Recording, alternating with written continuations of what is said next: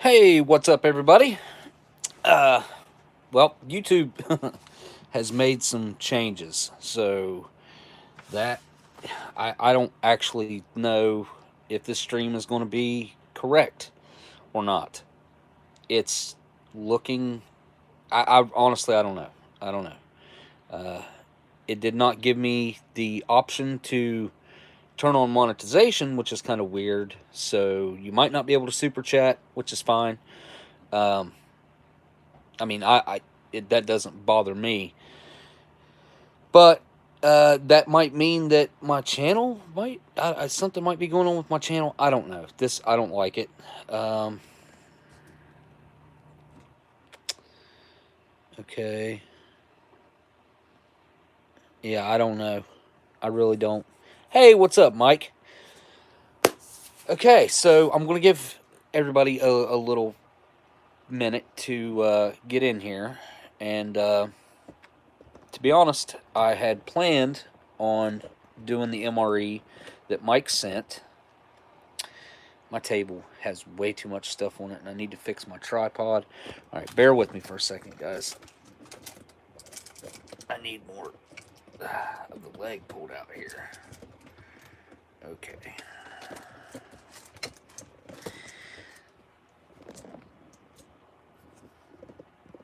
All right, that is kind of better.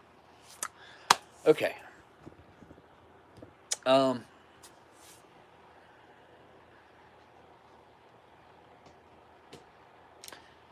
What did I do with them? Here they are.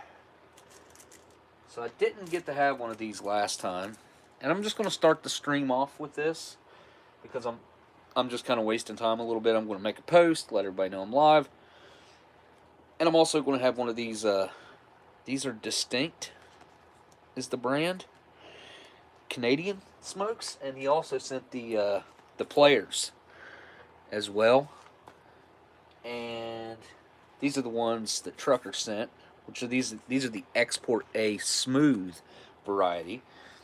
Very unattractive on the packaging. I don't know if you guys can really see what is going on here, but yeah, they really try to make it to where it's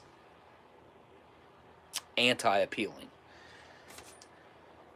But I really wanted to try one of these, and I've been waiting.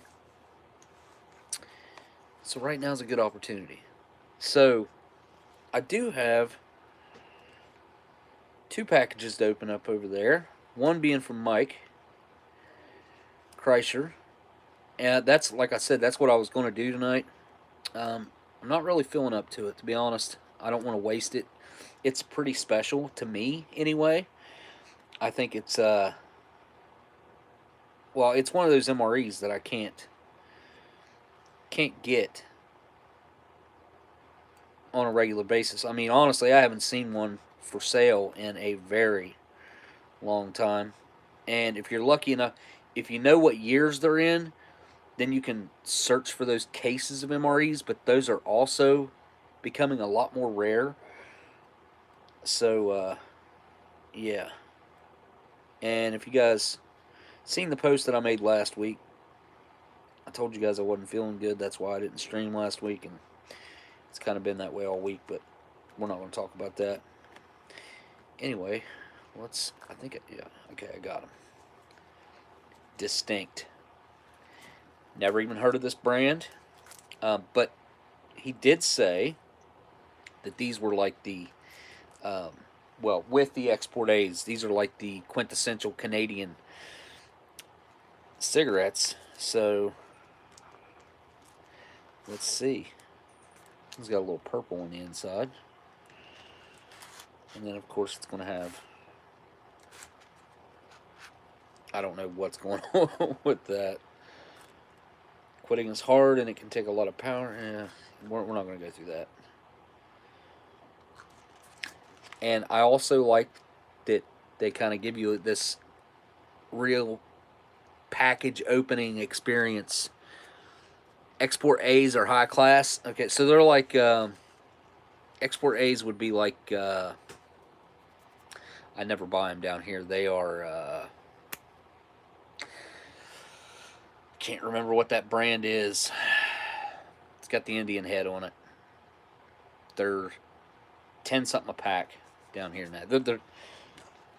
They're like the most expensive, commonly found cigarettes. Uh, the Bud Light of the tobacco world.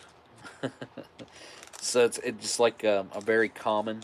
I think it's cool that they give you this kind of an unboxing experience with every pack. I mean, I guess you get that here too, but having these two little individual packaged sections in here is kind of neat. I mean, it's very different from how ours are down here.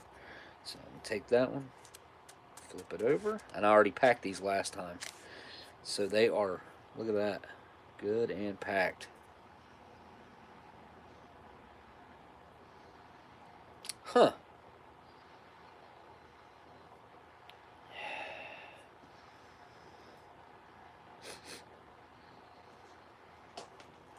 It's got a really, really strong, robust scent.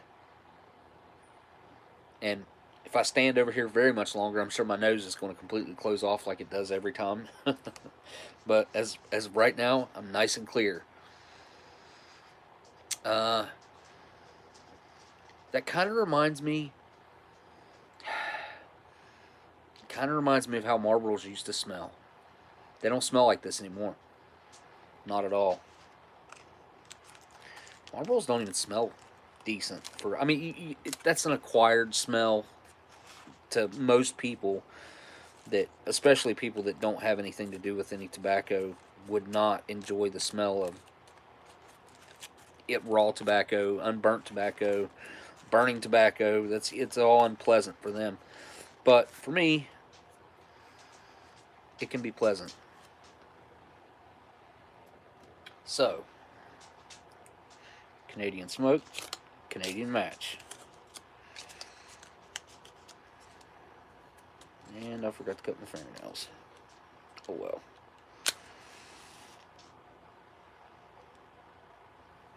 I thought about it and forgot it, and then I forgot after I thought about doing it. MFOS. I won't dilly-dally around too much. I'm just going to kind of give it a few minutes here, having this smoke. And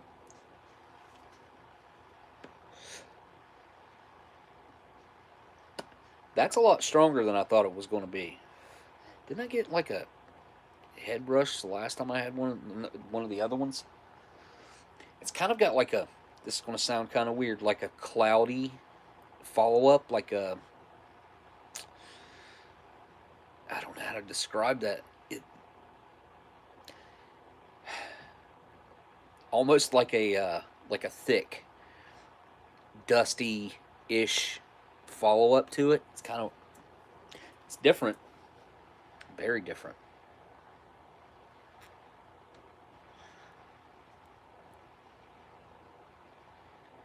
It's really, it does have a cleanness to it too that I'm not used to, to be honest.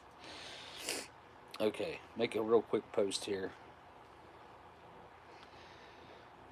Okay.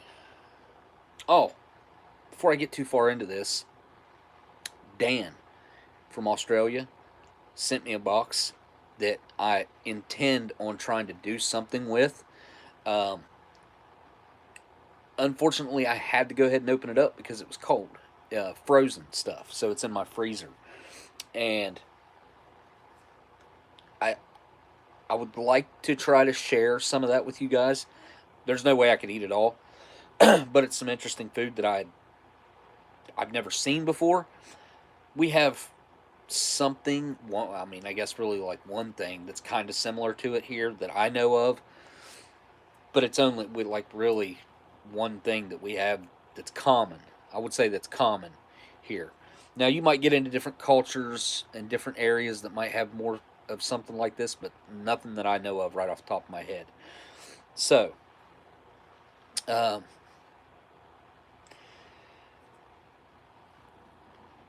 creating a post. That's what I'm doing. If I can get into YouTube here. So, on Samsung, it's still the same. because I checked. I was going to just go ahead and live stream from this phone, and I already had everything done on this one, and I was like, I don't know, man. I don't know if I want to switch. So, like I said, you guys might not be able to super chat. There's something else going on different with like stuff that I can pick. It's weird. I don't know. I don't know. And my live stream is not showing up on my phone, so that's also strange. Usually it's the first thing on my feed, and I'm not seeing it at all.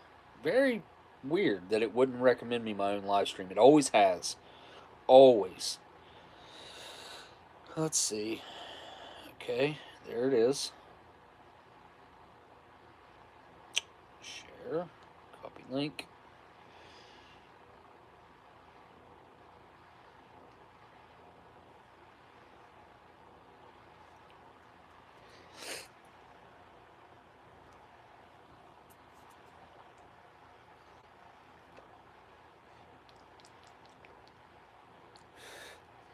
One thing else I'll say about these is that they change about halfway down through. That they become more robust. A lot more flavor. A lot more flavor. What can I say about that flavor? Because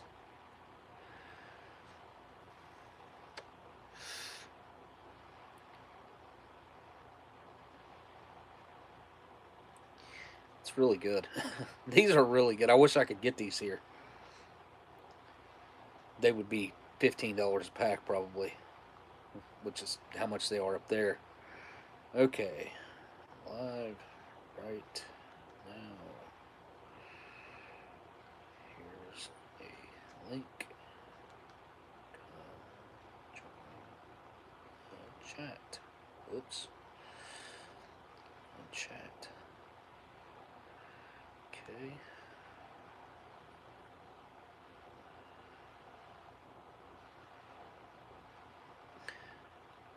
Good enough. Oh, nope. Well, there are super chats showing up. And who sent super chats? Let's see here.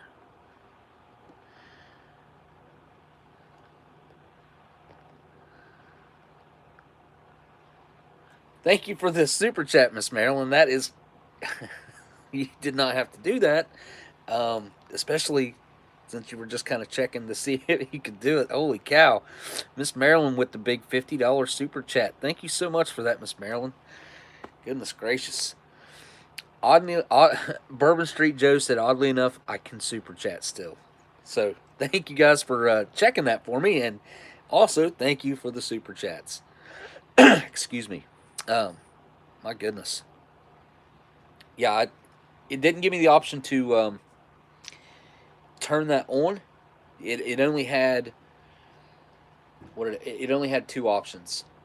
One was to enable chat, which I turned that on. Yeah, I have to do that every time. And then the other one was something that I keep turned off. I can't remember what it was.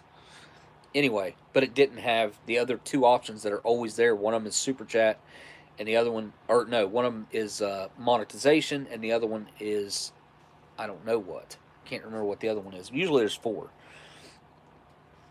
I will say that these go pretty quick.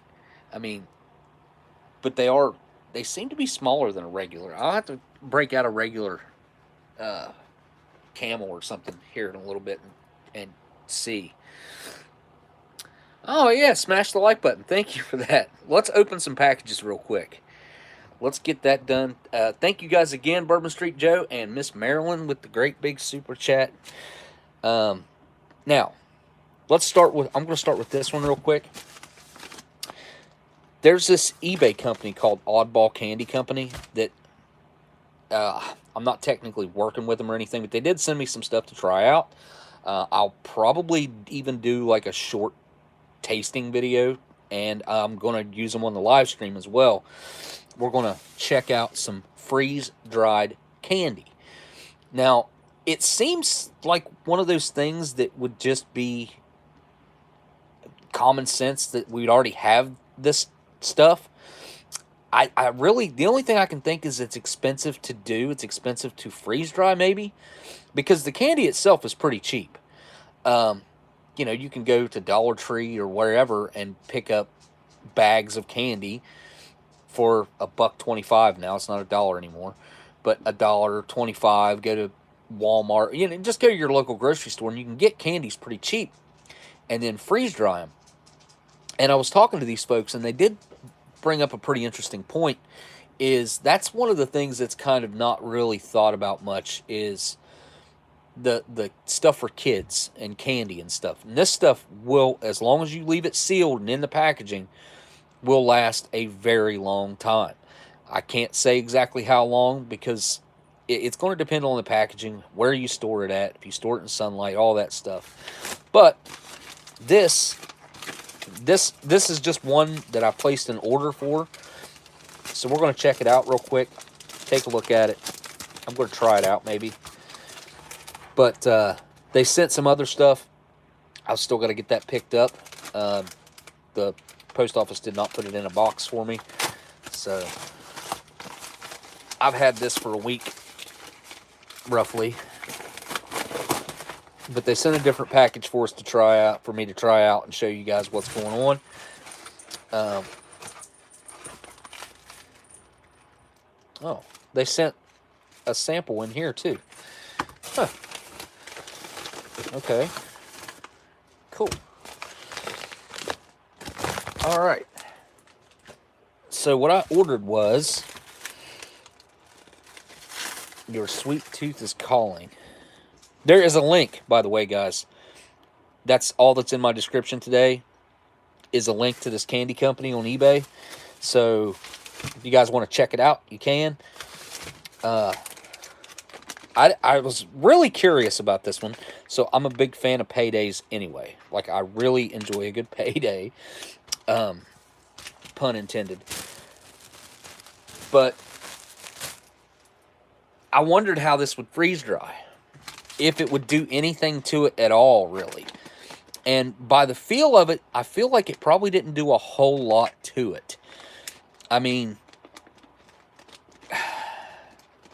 I think this was like $8, if I'm not mistaken. I think that's how much it was. So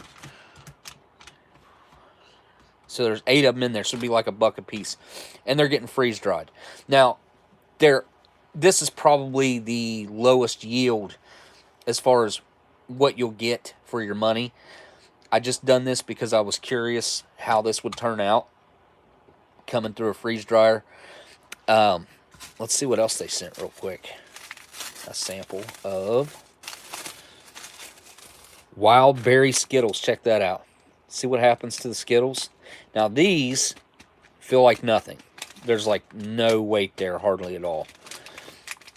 So there was a lot of moisture removed from these bad boys. What is there? 2, 4, 6, 8, 10, 12. There's 14 in there. But when you buy a bag of Skittles, I'd notice it'd be like a bag like this, because they all swell up like that. And I'd say I'm going to assume it's probably a standard size bag of Skittles, or maybe it's one of those boxes of Skittles or something. But it's a lot. It seems like a lot to me. Anyway, so there's that. Then this is the package that Mike sent. Mr. Kreischer. I'm going to rip it open real quick. This is the one that I was, like I mentioned, I kind of had thought that I was going to do this today. I really just changed my mind a little bit ago because I didn't want to waste it. I'll be honest, I'm not tasting things fully. I don't have COVID or anything like that. I've had some really weird stuff going on.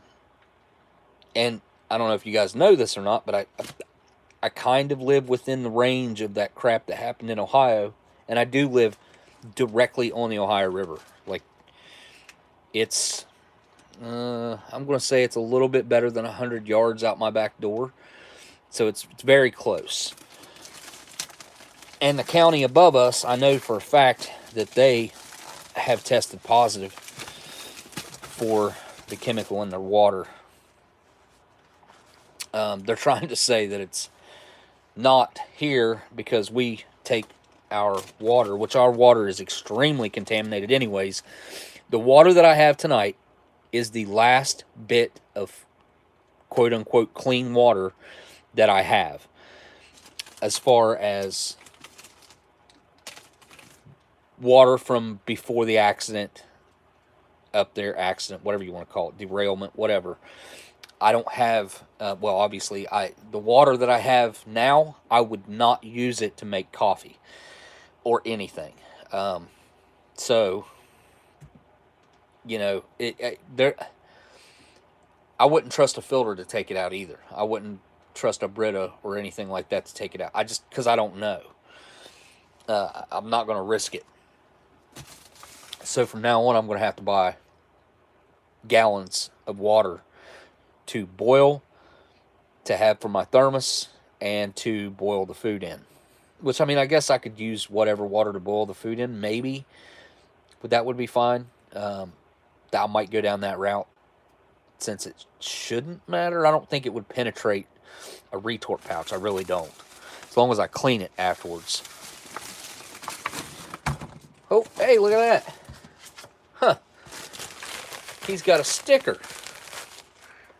I wonder, I thought he said that he had a YouTube channel. So let me see if I can find that real quick.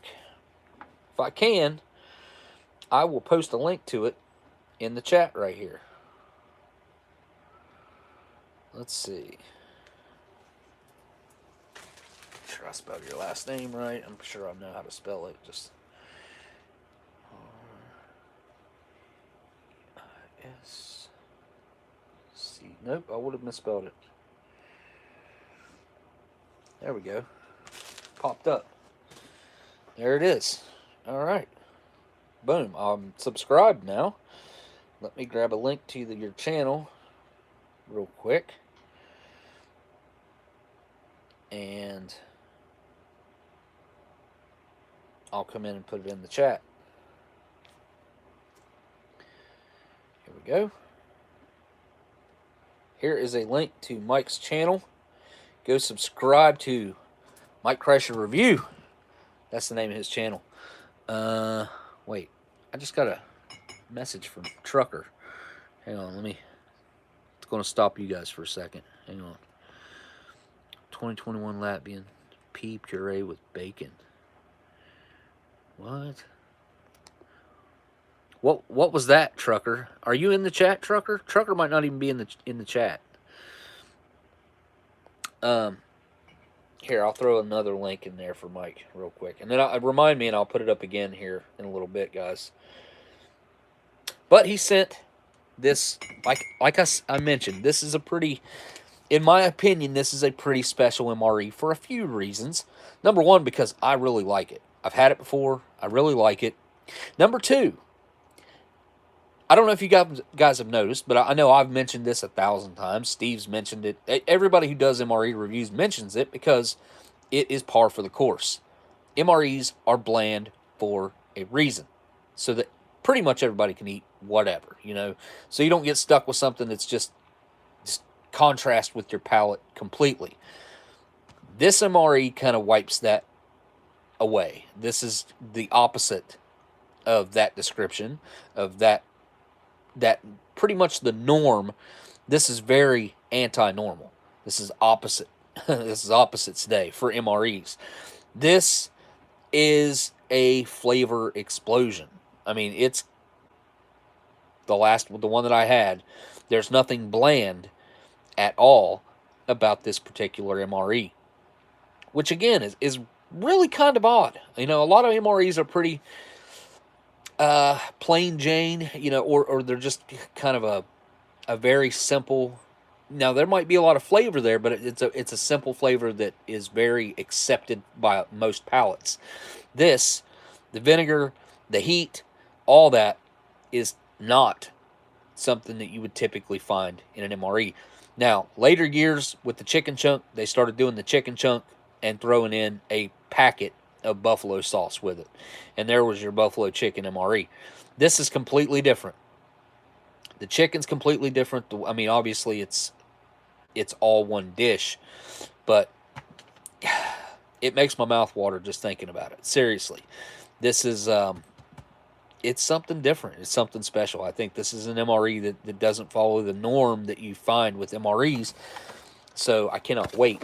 This is obviously after 2008. It's a 2010 13th day. So it's very early in 2010, which would put this at being 13 years old. I am going to be looking for another one of these because I always like to have a backup. So I will be searching for another one, but I can't thank Mike enough for sending this. He said he tried one already. That's why he decided he'd send this one to me, and I really, really do appreciate it. And we'll get to, you guys will see me enjoy this here on a live stream pretty soon. Maybe next week. I don't know. I've got stuff in there from Dan that I've got to address. Okay, so this is going to go up here on my shelf. Well, not my shelf, but up here in my picture frame with a sticker from Smitty. And I think he might have sent the Canadian flag sticker as well. I don't know, but this one's up here too. I got a bunch of Canada stuff. All right, we'll try this payday. Let's try a payday. I think it's actually sealed. Yeah, it is. Now with these, you can open these and reseal them and they'll be fine. But some freeze-dried stuff, once you open it, you don't have a whole lot of time before you really should consume it, depending on what it is, especially when you're going to get into really light and airy stuff. Like, for instance, fruit. Freeze-dried fruit. If you open freeze-dried fruit, you kind of need to, you probably should eat it within a day or two. If not, it's going to just pick up moisture out of the air and get kind of chewy and weird. Not to say you can't eat it for a while, because you can. It's just not going to be as good as it was when you first opened it, you know?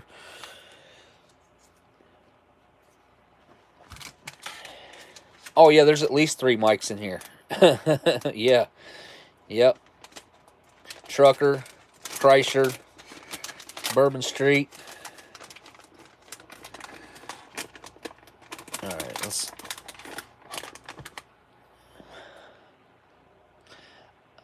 it probably has lost about a third of its weight. Because I actually eat these on a pretty regular basis, this exact candy bar.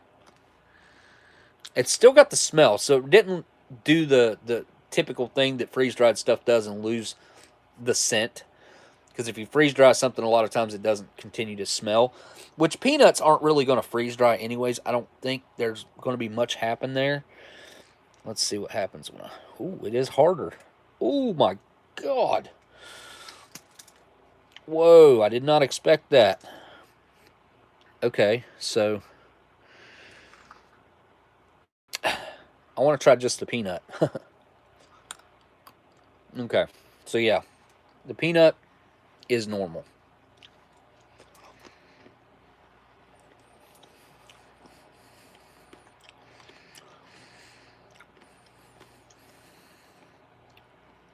Well, I didn't expect this to be hard as a rock. I don't know if I can break that or not. Probably not. If you guys can hear that, I am getting a little bit of... Yeah, no. I'm just going to have to eat it. All right, here we go. Down the hatch.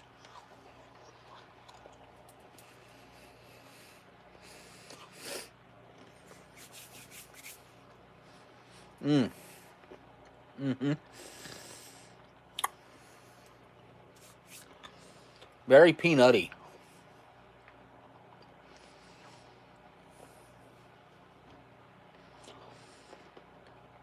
Crunchy.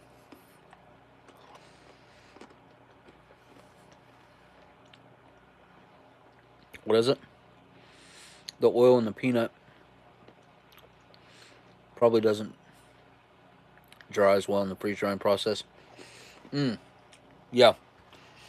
The peanuts don't really seem to have changed at all, honestly. Texture's the same. Taste is the same. But The candy bar itself, nougat center, I think, caramel. It's very hard.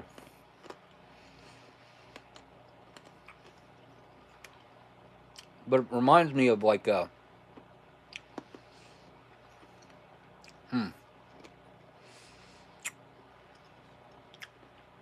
honestly, I had to rehydrate it a little bit before I could even chew it up. It's so hard. But it's good. It reminds me of kind of like peanut brittle mixed with like crunchy peanut butter that's in like what are those? Zag nuts? Because it's kind of got that flavor. It tastes better than a regular Payday. It's got a lot more flavor, believe it or not. It's kind of weird.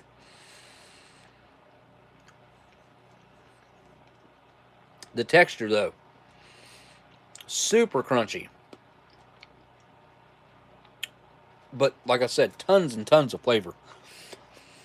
I really like this. A little hard to eat as far as how hard the middle part got, but it improved the flavor of the Payday. 100%. There is no doubt about it.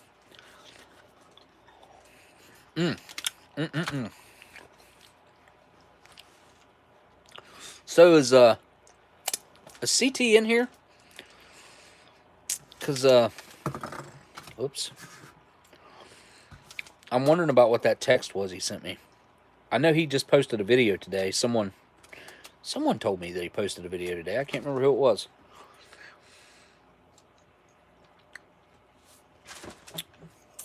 What the heck?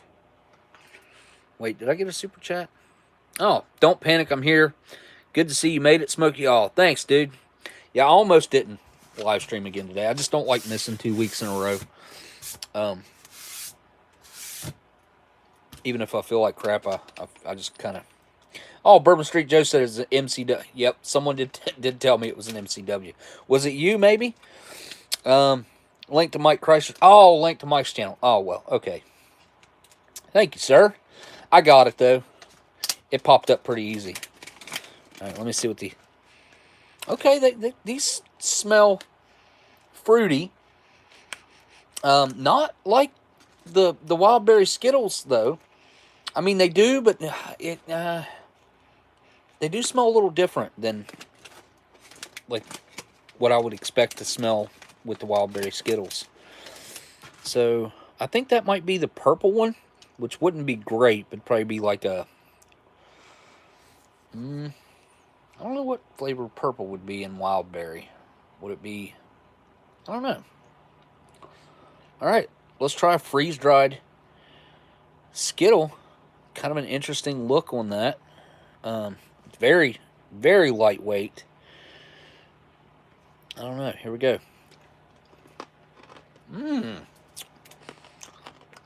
Oh. Cool.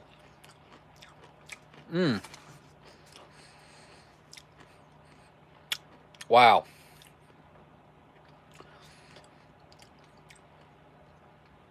Very, very interesting. So again, exploding with flavor. Way more flavor than you would get out of one typical Skittle. It seems like a lot more food than one Skittle, you know. The flavor. What is that? That's like a... I can't place that flavor. Very fruity. Berry. I mean, there's definitely some berry going on there. Very crunchy and almost like a pop rock sensation going on there. Like kind of almost like a fizzle to it. Very interesting.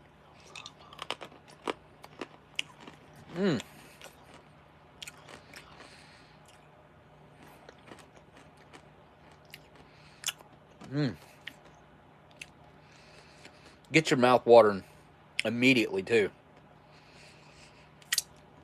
Very fun to eat. These are really good. Got to be one of my favorites. Well, so far. They also had what was it? Bit of honeys, which look really interesting. They swell up great big. And they look really cool. Here's a green one.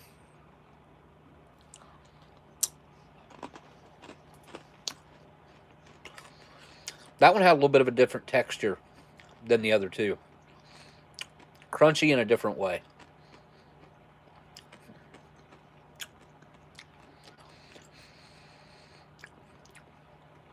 Kind of had kiwi vibes going on there. Wish I knew what the flavors were on the wild berry ones. Alright, here's a weird looking one. What the heck? It's like there was two stuck together or something. See that? Kind of weird. Mmm.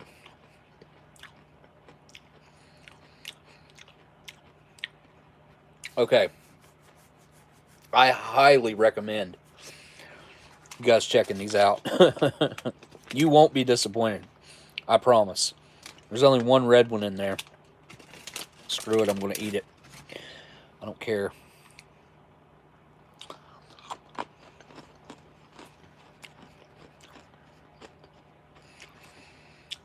Mmm.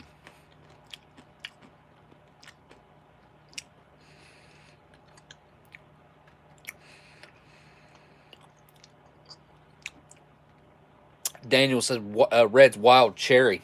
Yeah, that that makes total sense. Very cherry. Very. The flavor, I can't understand really. I've never noticed this with entree style foods. And with the freeze dried fruit, typically I've always kind of correlated the military freeze dried fruit with the syrup that they add with it, why it's got so much more flavor and just that much more of a fruity punch. But I think freeze drying does something to really enhance the flavor that's already there. Huh.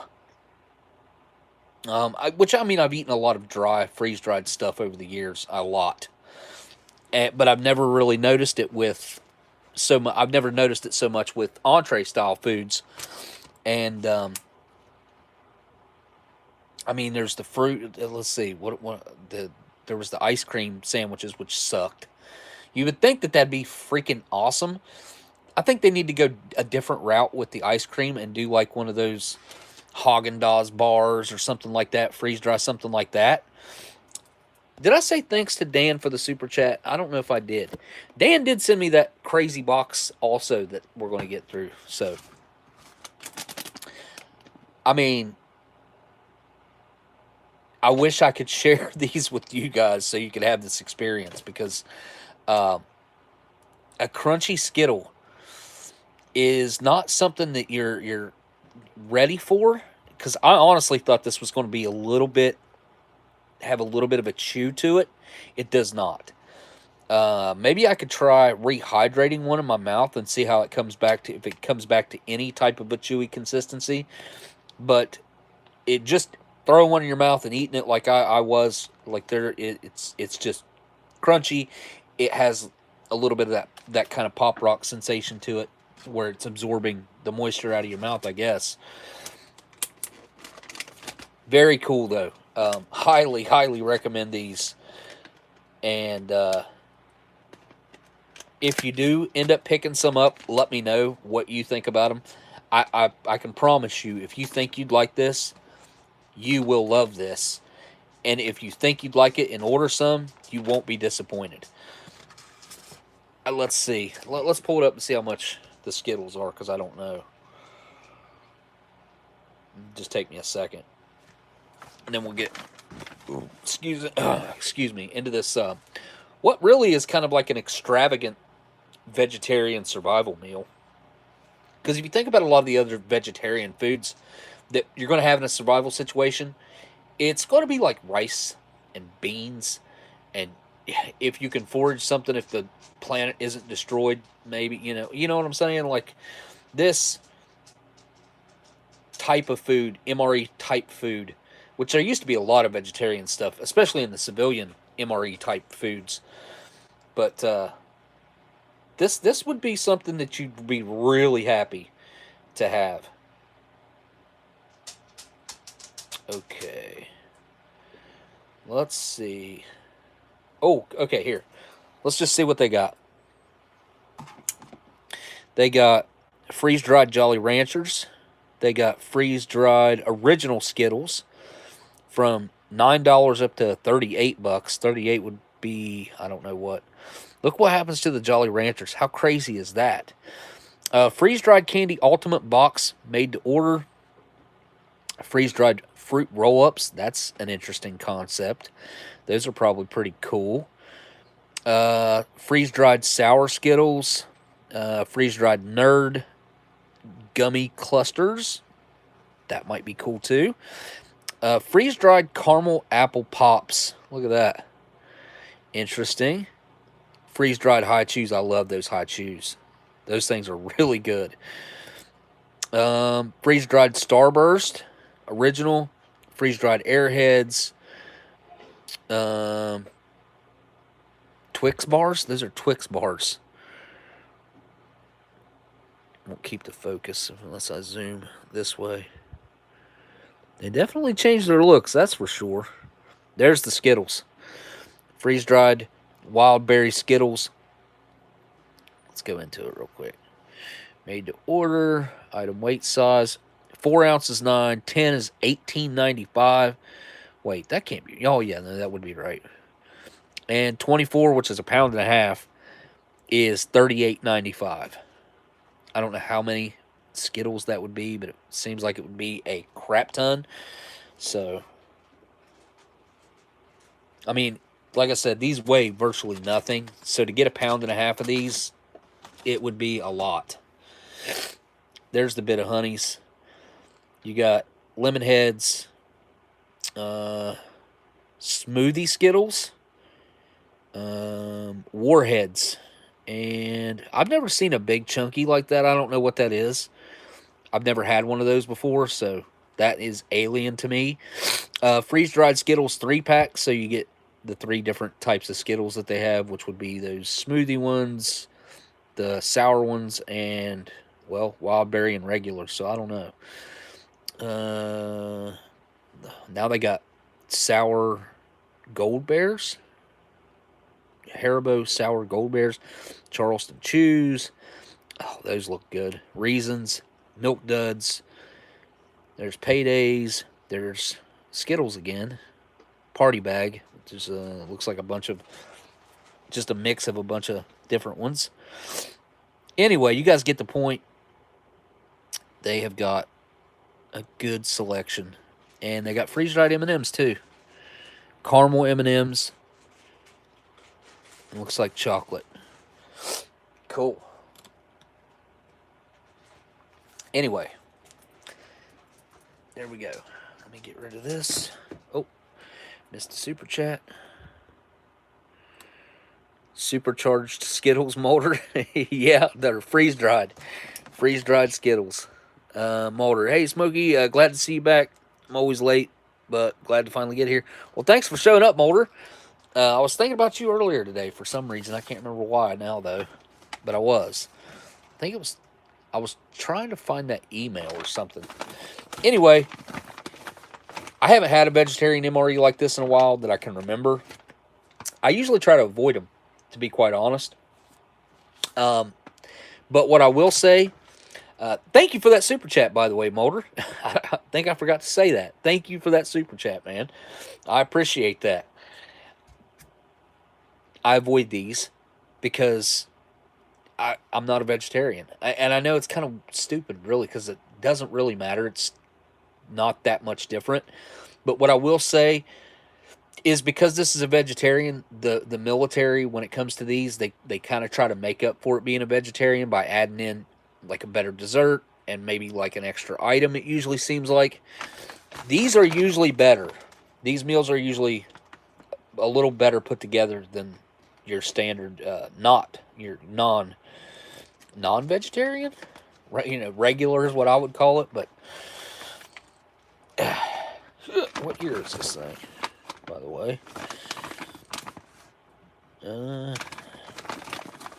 Well, it's definitely after 2013 because it's got the French, but I don't know. All right, it's not going to open right. I could rip it open, but it'll just destroy it. So there's no point in me doing that. When I got this cool razor blade right here, it does a fantastic job of opening that up. All right, let's see what we got here. Everything out of the bag.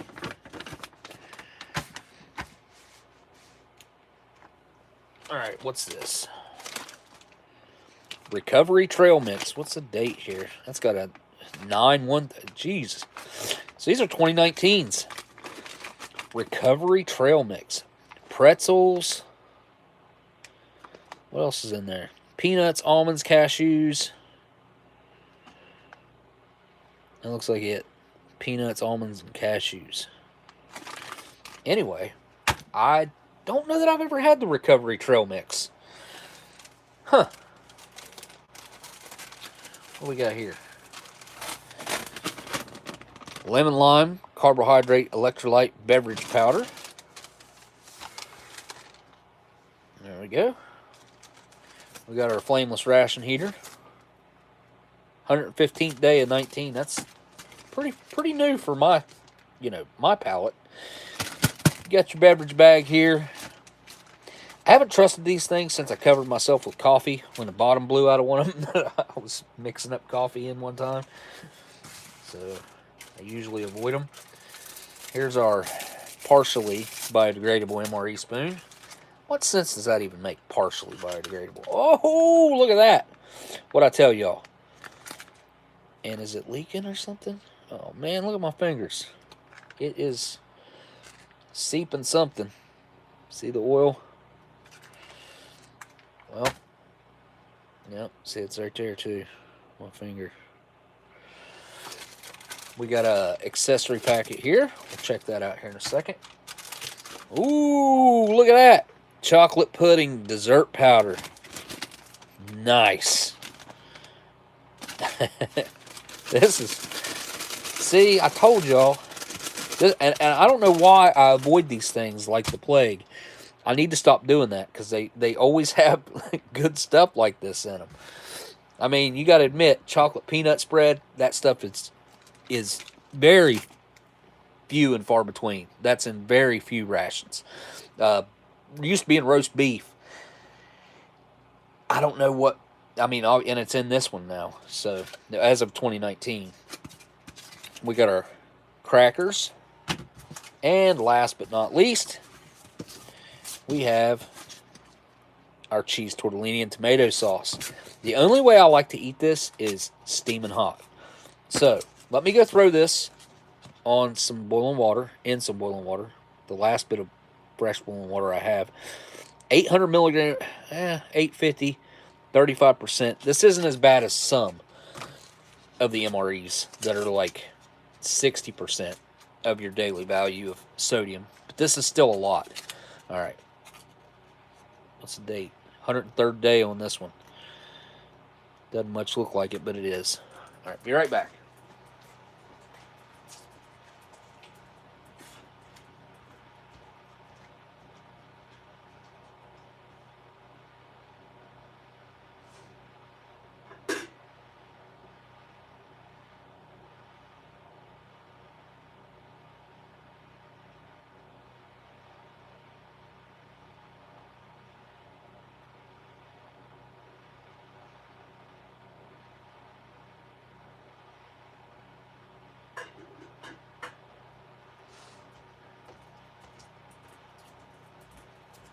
I forgot that I turned the heat all the way down so my water wouldn't evaporate off because I don't have any more that I can put in there. Totally forgot about that. So it's got to heat up.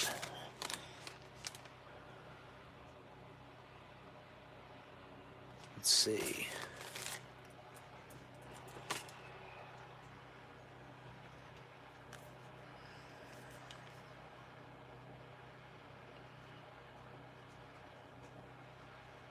9:57.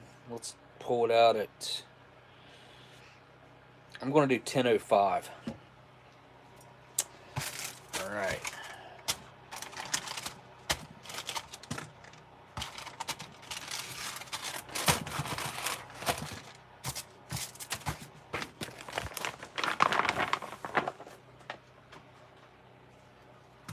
Let's check out the accessory packet real quick.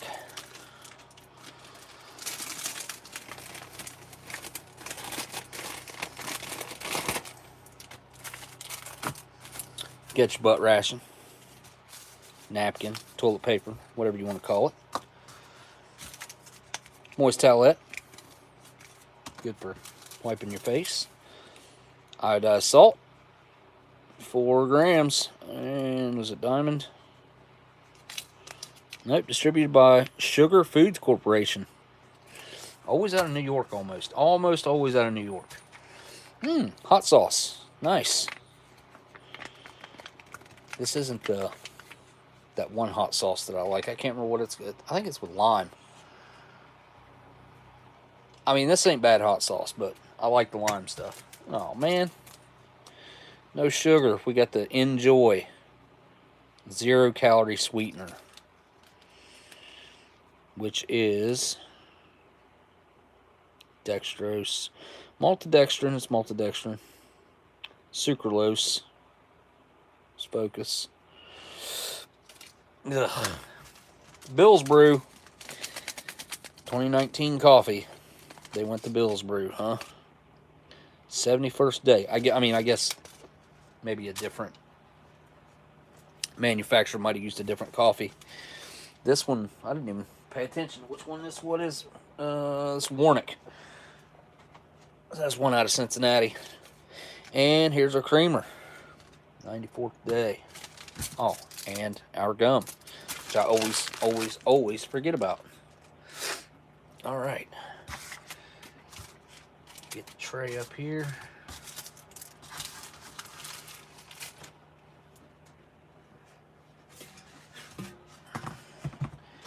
Try to go through this stuff as quickly as I can so that my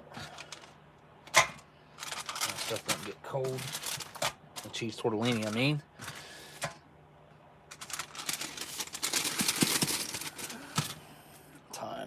Time. Okay, I still got a few minutes. I'd say it's just now starting to boil, if I was to guess. Let's do coffee cup. I'm going to stick with the Tim Tam. I love the Tim Tam cup.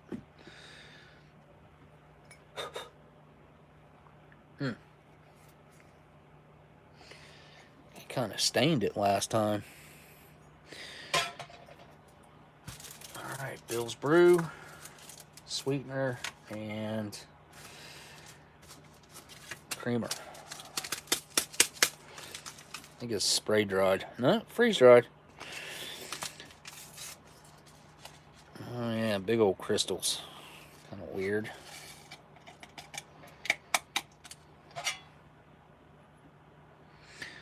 Not much there. Not much coffee there.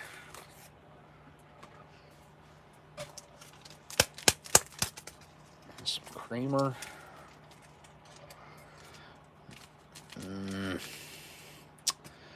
Well,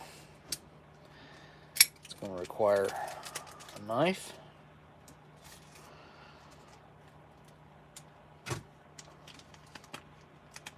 Nice and white still. Had some weird creamer a couple weeks ago that just was it a couple weeks ago? Might have been 3 weeks ago, something like that. It was really weird on a stream. And I guess we'll throw this, and I hate to put this in there.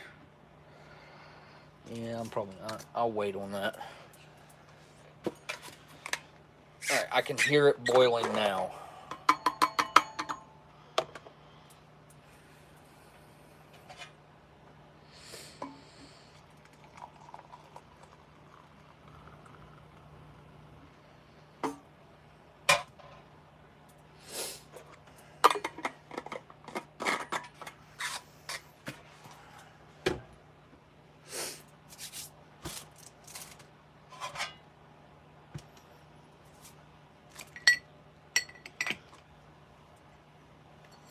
them in line.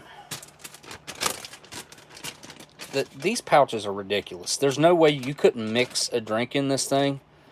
I mean, I guess if it's all you had, you could do it.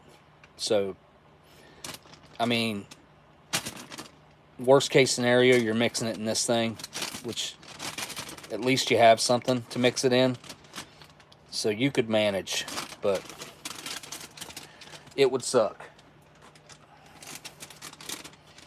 That much I can assure you.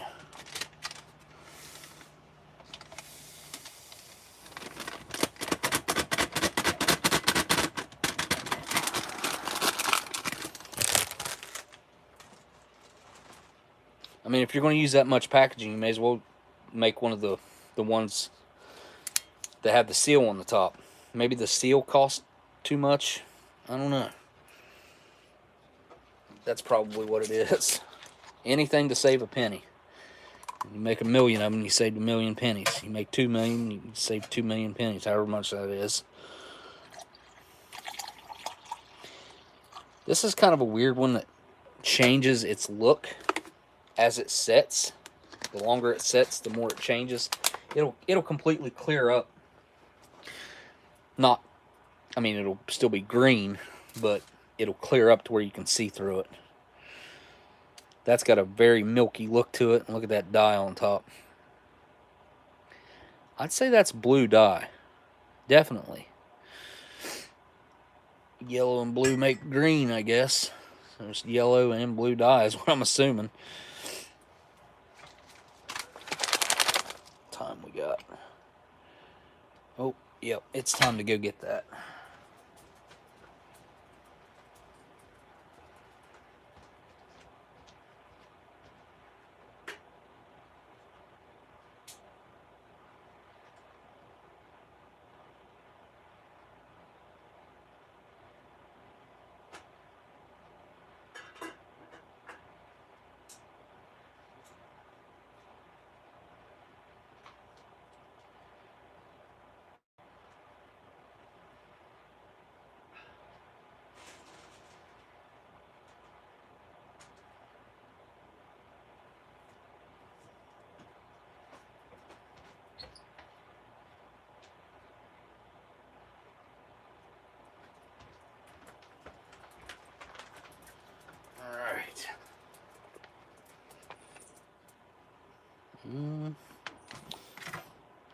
Now, the pudding. We got to figure out how to mix that up.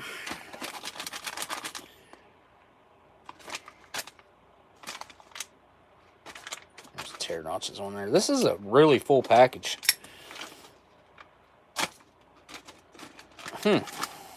Okay. I see almonds, peanuts, these weird little round pretzels. There are cashews in there. Yep. Cashews, almonds, peanuts, and pretzels. Ain't got much of a smell to it.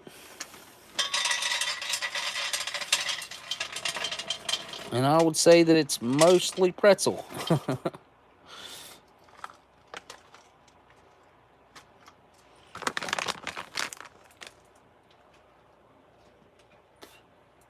Brownie, you do not need to get up there. No. Okay. Pudding. Okay. Directions for use. Allow water to chemically purify, blah, blah, blah. Before. Okay. Tear pouch at the notch. Add 4 ounces of water, about 1/16 or 1/6 of a canteen cup to the pouch. Fold over top of the pouch. Firmly hold the top of the pouch. Shake for 60 seconds. Finish stirring with a spoon and consume promptly within 1 hour. What happens if you don't eat it within an hour, I wonder? So this is fortified with calcium and vitamin D, natural and artificial flavors. Let's take a look at what the ingredients are. Sugar, non-fat dry milk, food starch modified cocoa powder, coconut oil, corn syrup, of course. Oh no, corn syrup solids. Sodium caseinate and mono, and yep, lots of chemicals, natural and artificial flavors. Xanthan gum's in like so many foods that we consume. What's the deal with that? I've always wondered that. Sodium silicoaluminate. What is that? So I don't even know what some of these. I need to educate myself a little more on what these chemicals are. Preservatives. There's going to be, I'm sure, things in this particular to add texture. Hey, Brownie, no, get down. Get down. There ain't no room for you up there.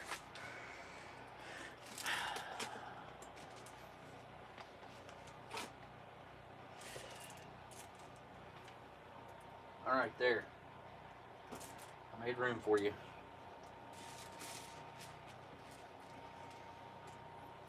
There. Hey. All right. Now it says to add 4 ounces of water to this pouch. Should I do that or should I put it in a cup? What do you guys think?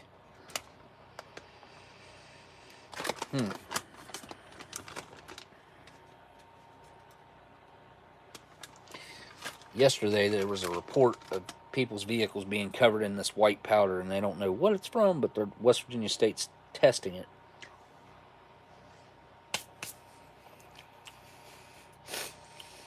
Emulsifiers. That's what I was trying to think of.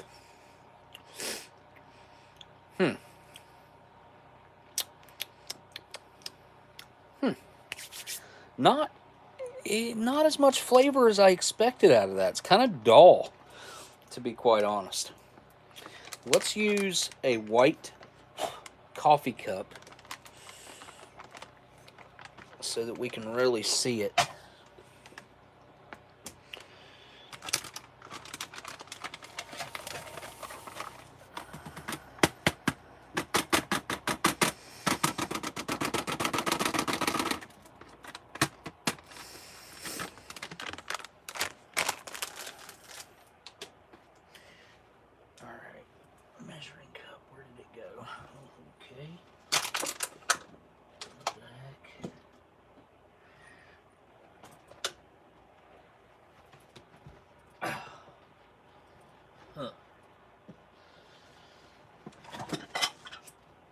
My stuff got knocked down back here.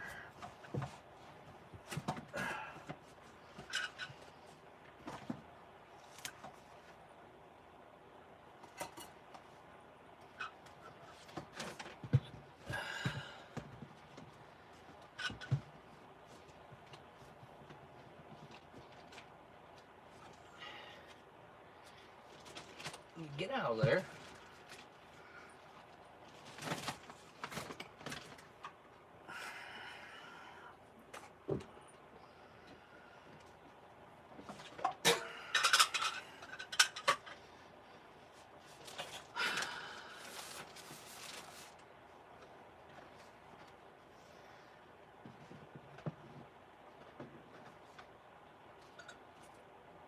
Jeez.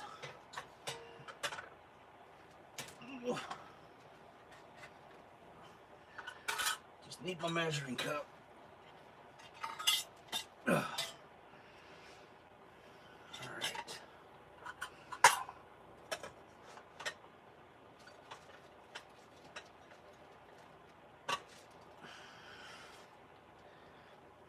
Now I need to get up off the floor.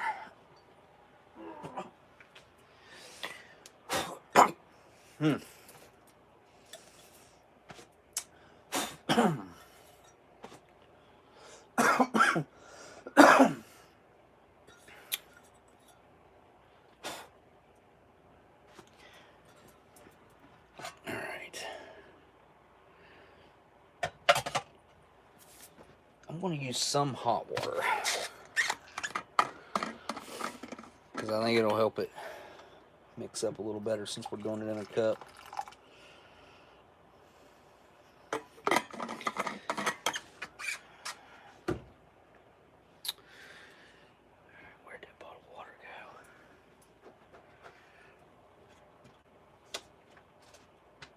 seen that bottle in a while.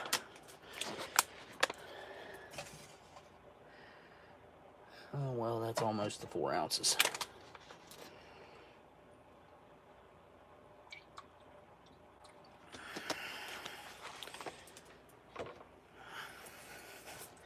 There we go. 4 ounces of water into pudding.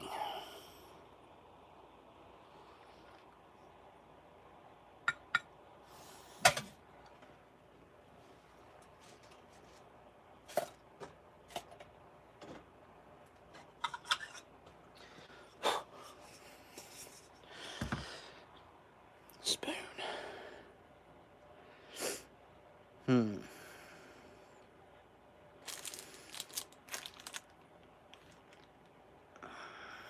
There we go. This is the one I want.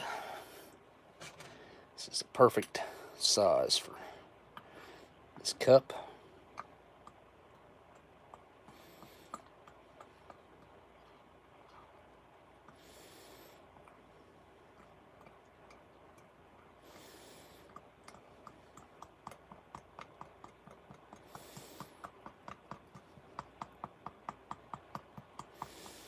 Boy, that's chunky. That's going to take some mixing right there.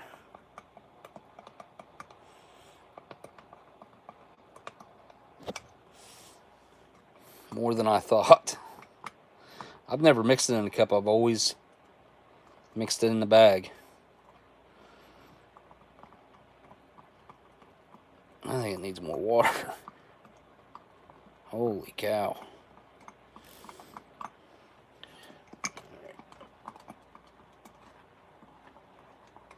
It's almost like a chocolate icing. Very thick.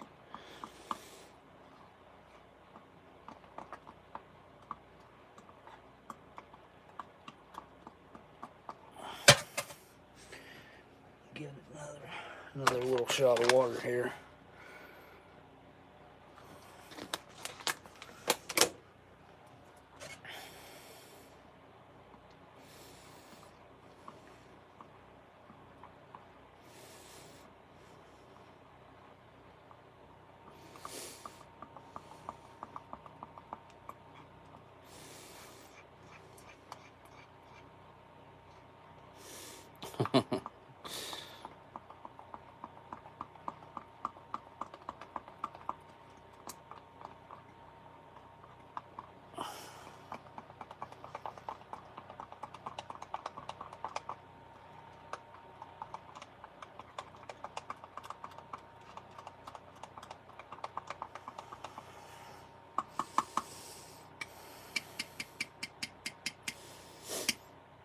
There's probably a bunch of dry powder stuck to this spoon. Yep, that's what I figured.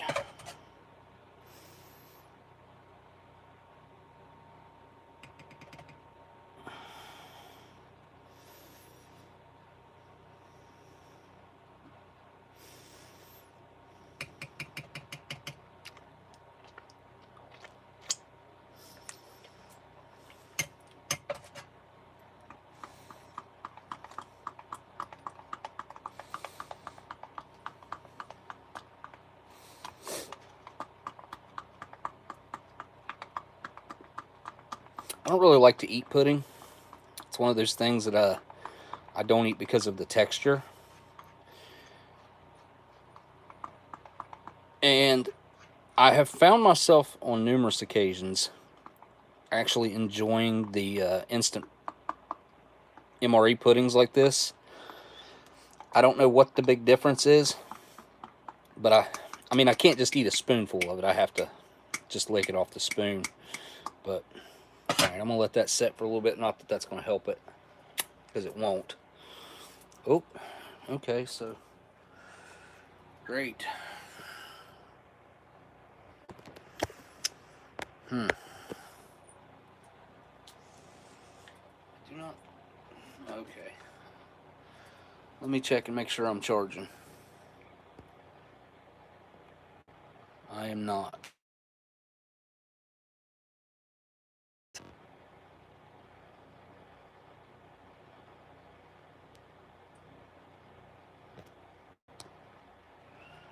Hang on. I'm gonna lose my camera.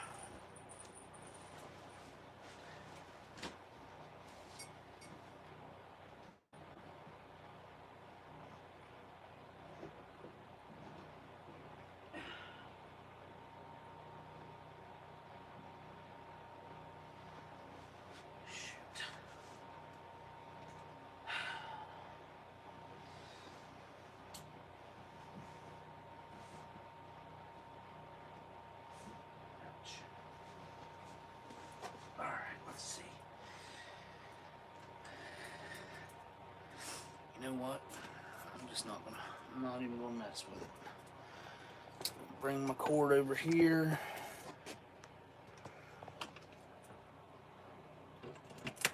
And plug it in right there. Let's see if that got it. Good. Okay.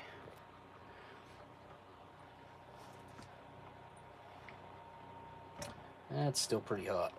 Alright, let's eat some vegetarian MRE food that's kind of you know, for survival food, this is pretty good on the vegetarian front, I would think.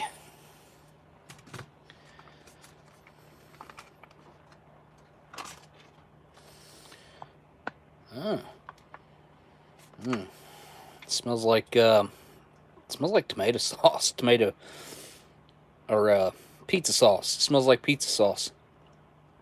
I smell oregano, onion, garlic, picking up on all that.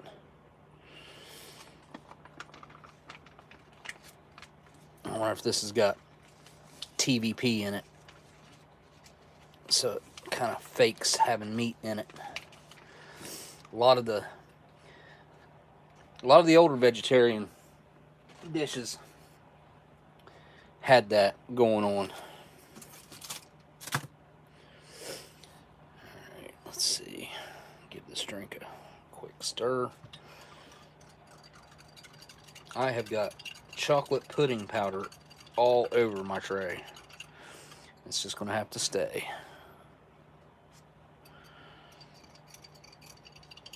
Well, that's not wanting to dissolve for some reason. Kind of weird. Usually, I don't have any issues with that. And the coffee has like a weird film on top of it. Huh.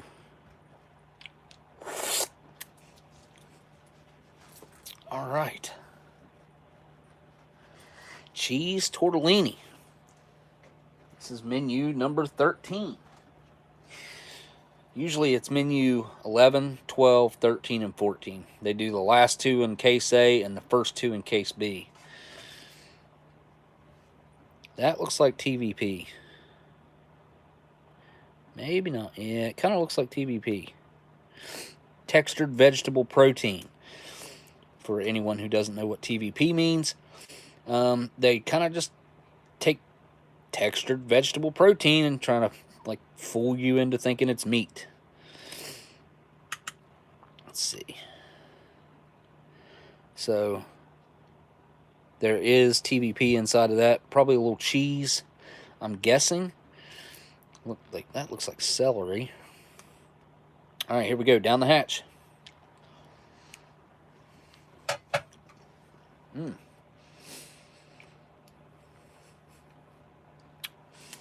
That's got a definite sweetness to it. A good hiss on them crackers. 122nd day of 2019 on the MRE crackers. These ones were not baked very well. Wow, look how light those are. There's no toasting to them at all. And these newer MRE crackers just, they fall apart. They suck, honestly. Compared to the old ones are way better.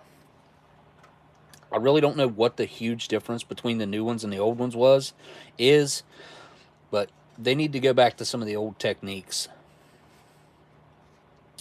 What I'll say about the cheese tortellini is,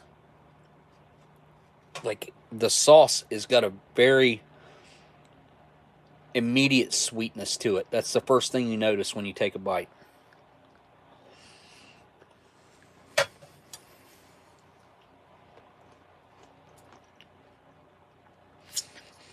Not like it was added with sugar, but like the tomatoes were naturally sweet.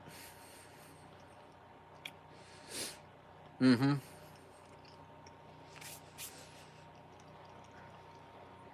Adding a little bit of cracker for a change up in textures, almost a must. A few bites of just the tortellini ain't bad, but cracker really kind of steps it up a notch.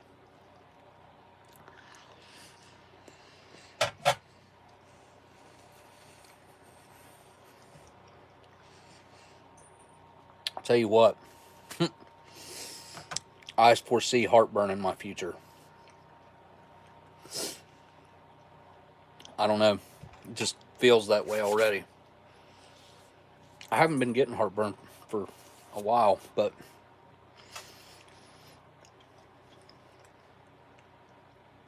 so the stuffing inside of there, I mean, if you didn't know it, you would not know that this is vegetarian. It has a meaty flavor to it, definitely like that stuffed ravioli meaty texture. Oh, dude, CT, later, buddy. Thank you for hanging out. Tell Pudding I said hi. What? What? CT. Oh, okay. Uh, that's a full cheese tortellini right there. Hole does go all the way, yeah. Let's say hole goes all the way through the middle, doesn't it? It does. There we go. There's a little piece of that celery. Mm-hmm.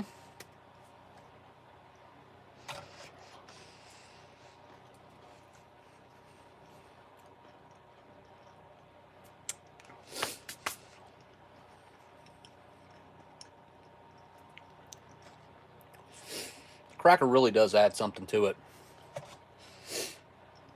One of those tortellinis is, for me, a mouthful. I mean, it's a substantial bite. It's got a really good texture.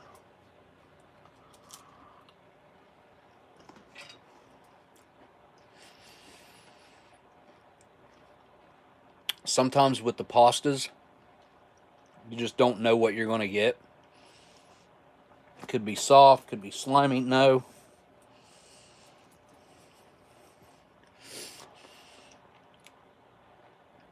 Undercooked, which is very rare to have a pasta that's tough. But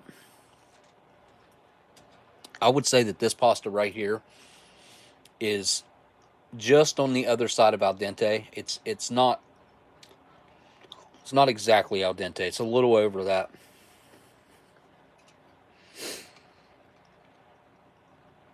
But it's easy to eat.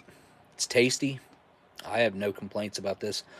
You know, I don't like this meal when it's gotten down to room temperature or whatever. If it's cooled down, the only way to eat this is when it's hot, because that sauce starts thickening up, and then the tortellini itself gets kind of weird.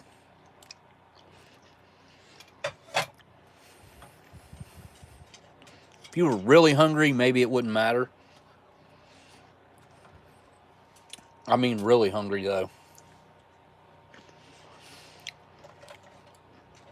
If not, it's going to be weird.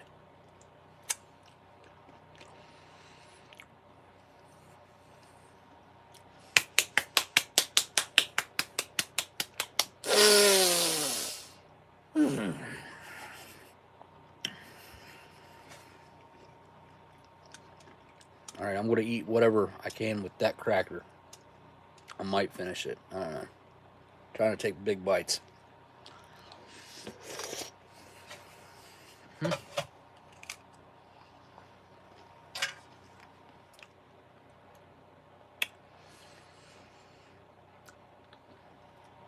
Have any of you guys seen the Ricky Gervais Oscar performance from a year or two ago, maybe. If you have not seen it, I highly recommend checking it out. It's really good. He just does not care and says whatever he's thinking. Wow, this has gotten extremely thick. I have gotten this this pudding to be smooth before by shaking it in the bag. I don't know that I can't remember ever mixing it in a cup like this though.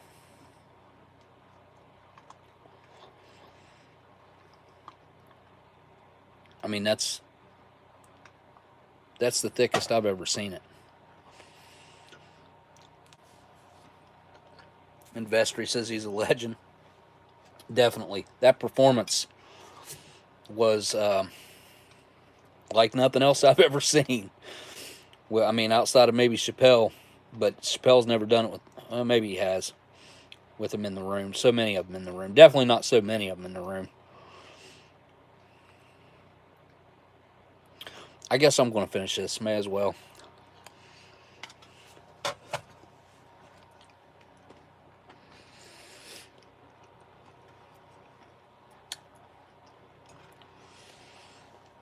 No point in wasting a couple bites of it.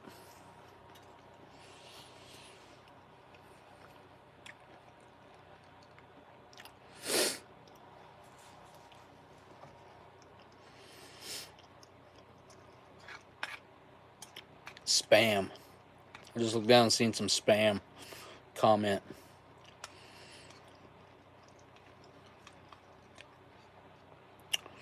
Oldest spam I've eaten was in that abandoned mining town in Pennsylvania.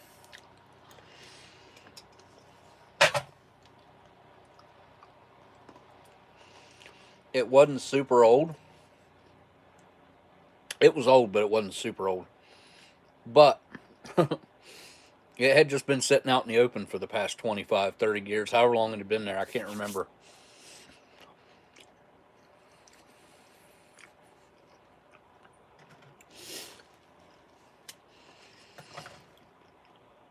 You know, the sauce with the crackers even is probably not a bad, like a bad snack there. I still got a little noodle left here.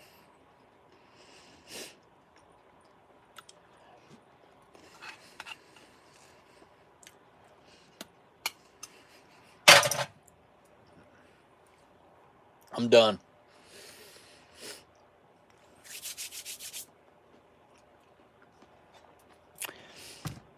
All that's left is some sauce.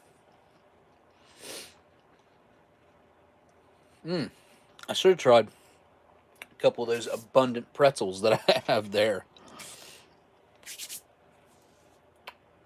And I've got red sauce all in my mustache.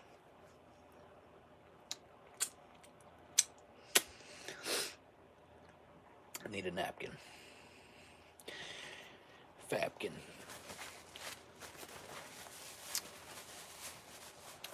Go on, cat. Go. You can't get in here.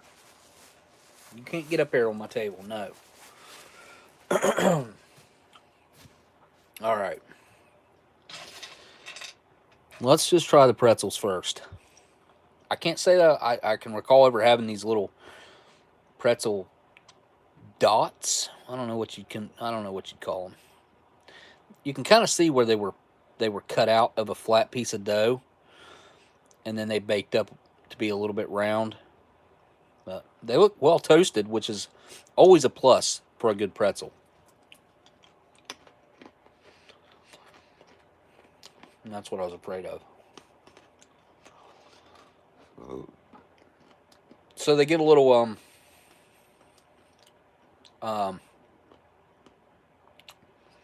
tough. Kind of I don't know, almost like a rubbery quality to them.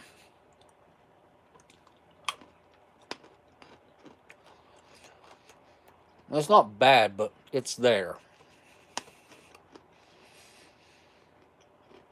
I wouldn't consider them exactly easy to eat, other than the fact that the way they sit in your hand, you know. Stuff looks salty, but the pretzels didn't really have much salt going on. Neither is that. I like a good almond though.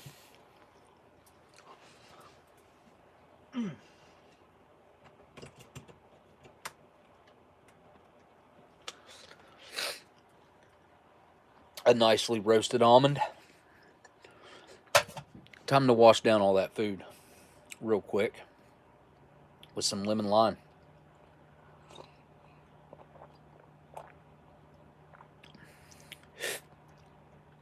All right, that does taste kind of weird. That should have cleared up too. I don't know what's going on with that. It doesn't taste right.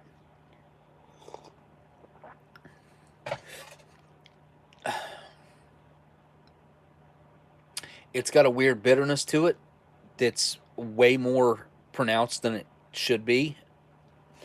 Maybe a lot of the sugar hasn't incorporated in there, and maybe that's what's going on.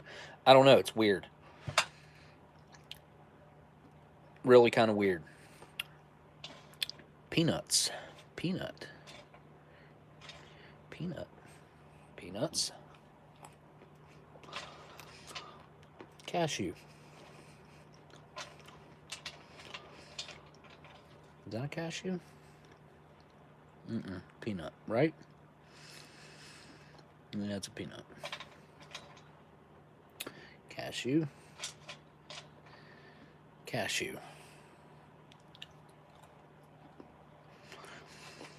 Cashew. Peanut.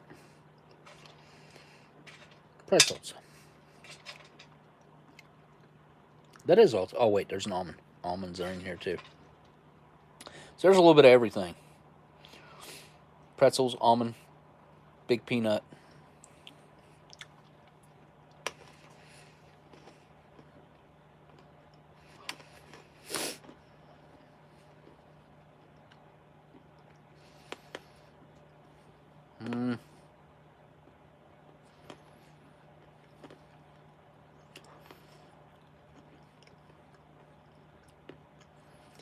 I would probably pick this apart, eat the pretzels by themselves, the nuts, the cashews and the peanuts by themselves, and the almonds by themselves. Because eating it all together, I mean, which it'd be easy to eat that way if you had to, that you could certainly do that. But flavor wise, when you put them all together, they kind of just cancel each other out, and it just tastes like one big pretzel with a little bit of, maybe a little bit of nuttiness to it. I prefer the flavors on their own, individually.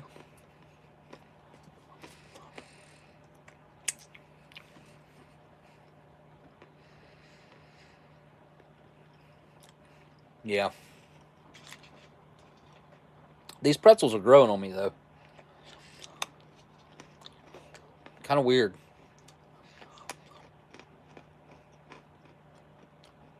If they were just a little bit softer on the, like, the back end, whenever you chewed them up some, then they get kind of weird and rubbery.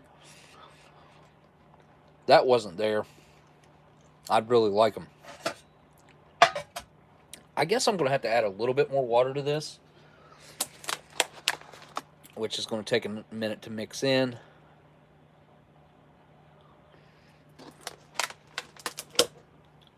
All right. Let's see what happens when you, because it is not going to want to incorporate into that.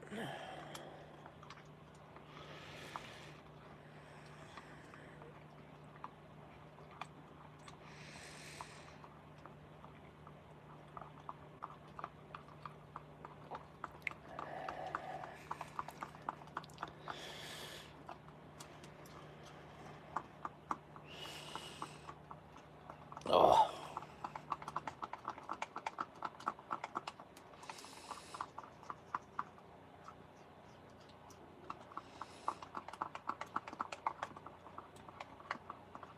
Pretty cool meal though, coming with the chocolate pudding, the chocolate peanut spread. The trail mix ain't bad, you know. I think it's getting there.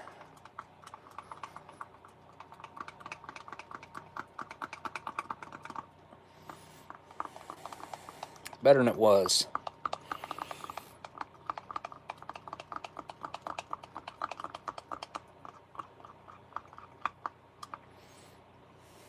More pudding-like now, I would say.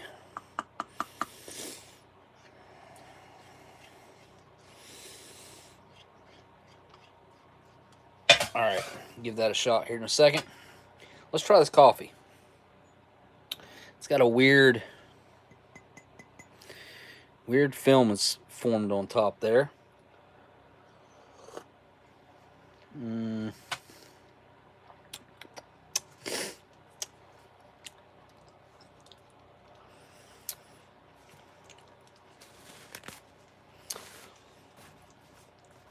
That's not bad. It's really a very light roast.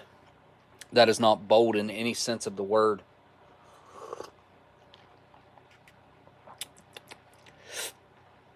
I mean, it feels like it's almost decaffeinated. Because you know you get that flavor from the caffeine. I seem to notice it. Alright, the fake sugar's going in. Or the fake sweetener, whatever. There it is. I gave in, put it in there. Now I ain't got no way to mix up the... I gotta dirty another spoon. Yeah, of course I do.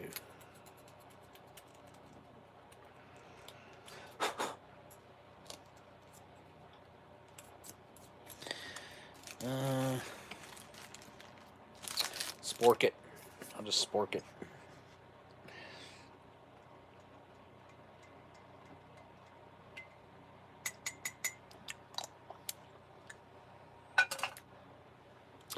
Alright, let's see how that changed it.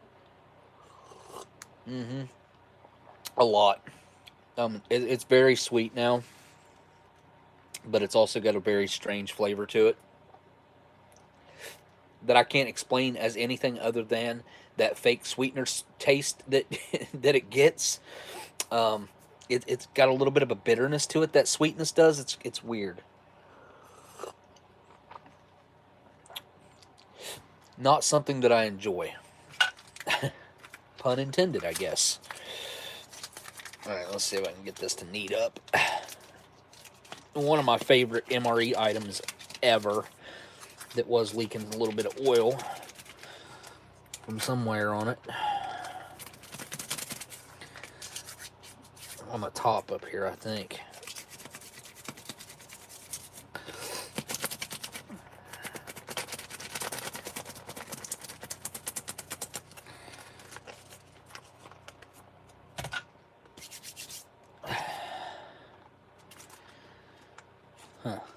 I don't know. I do not know where that was coming from. Maybe where this weird overlap is right here. I don't know. Gundog says the smaller the hole, more control. I did mention to Dan that I might break out his Australian stuff at some point this week that he sent and do like a special live stream trying some of it out.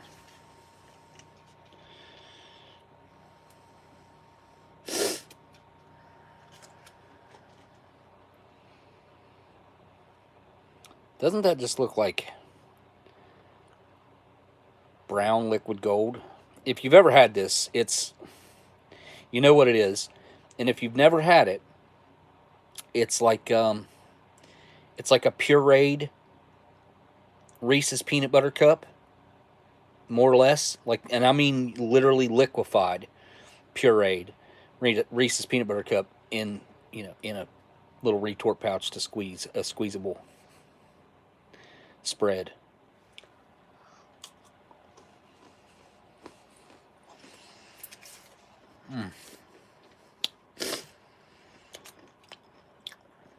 Honestly, I've tried a whole bunch of other. There's like Jif makes a chocolate peanut spread. There's a couple other that I've picked up because I found them. I was like, oh, I wonder if that'll be anything like the MRE peanut spread. Nothing that I have been able to find comes even close to this. And what I will say about this is it's extremely well balanced with its flavors, with the chocolate and the peanut butter, maybe a little bit of salt added in there. It's just, if there was more chocolate, I probably wouldn't like it that much.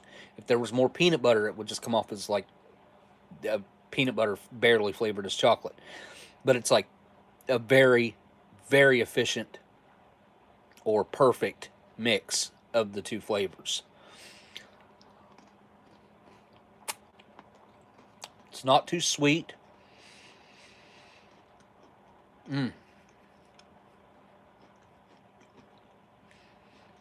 Very well done. I will give the Natick Food Labs or Natick Research Lab huge props for that one right there. They hit a home run. Oh, I got another piece of cracker down here already. When they made the chocolate peanut spread. Because this stuff is, in my opinion, perfect.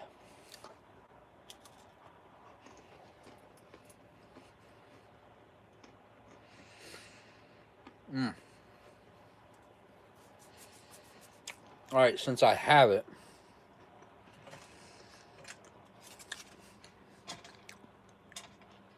and I can, let's see. Let me get my mouth cleared out here.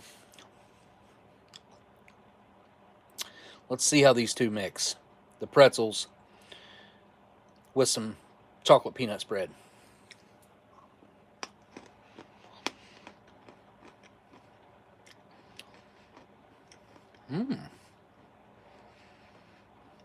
Wow.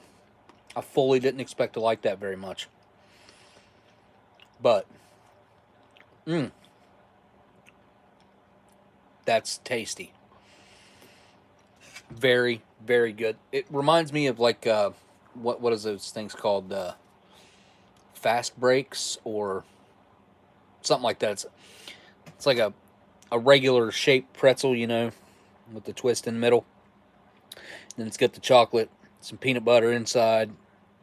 What is that? Take Five, maybe?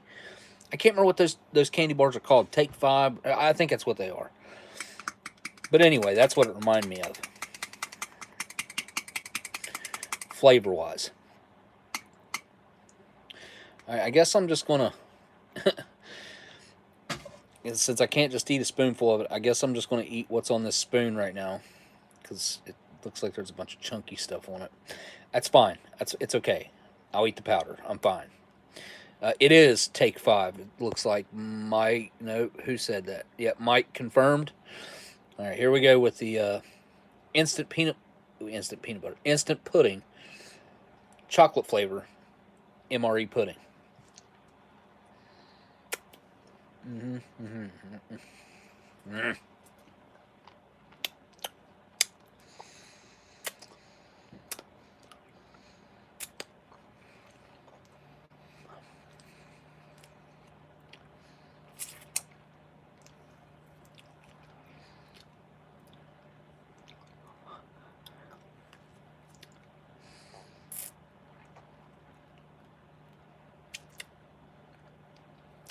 This stuff's weird. Doesn't want to come off the spoon. It's like that maltodextrin, like, jellifies it.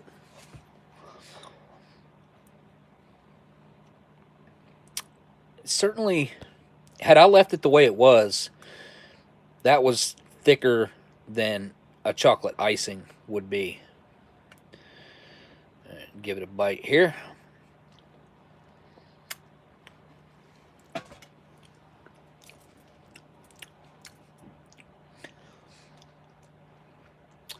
It's very thick still. Um, it kind of has that chocolate pudding vibe. It's just, I mean, if this is all I had, and I had been out all day in the heat, and I'd just eaten this meal, and I was craving something sweet, even though I had the chocolate peanut spread, this would definitely hit the mark.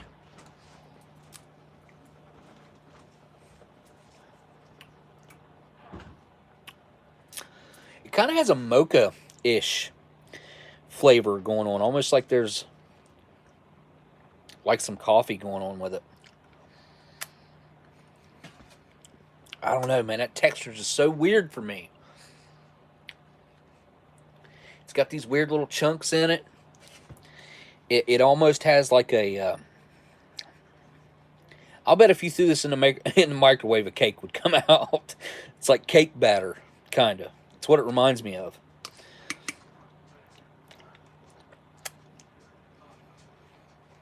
Yeah.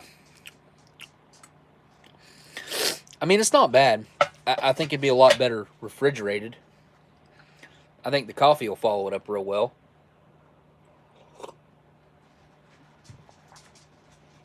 Now, I already had that awesome Canadian cigarette.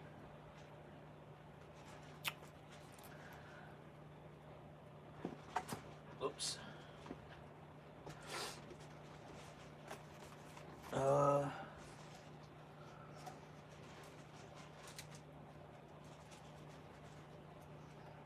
so here's one of the Canadian, like the length of the Canadian versus a regular. Yeah, they're definitely smaller. Considerably smaller, actually.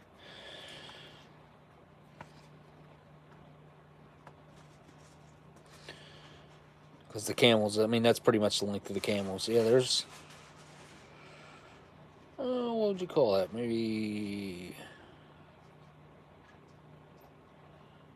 half an inch? No, a little over a quarter, probably.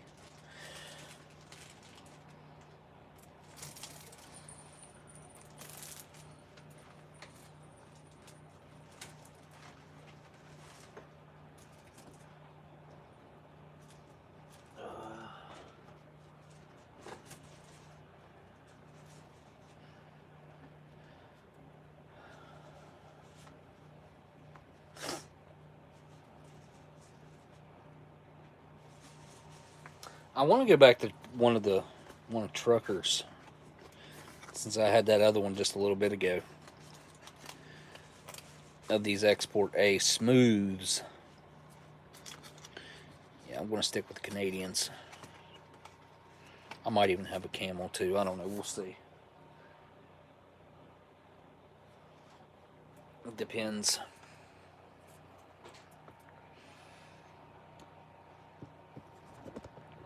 It's time for me to wrap it up. Not surprisingly, is a pretty good meal, I gotta say. It's not bad. I'm not a huge advocate for the cheese tortellini, but I'll say if you're going to eat it, to make sure that it's good and hot. Phone in my pocket. Timed you out. Uh-oh.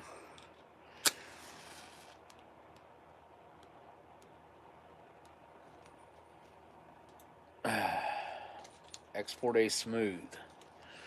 Smooth. I know that other one that I tried last time gave me a. It was an experience. It's been a long time since I had one of these Export A's that Trucker sent. I mean, I say a long time, probably a month, maybe a little longer.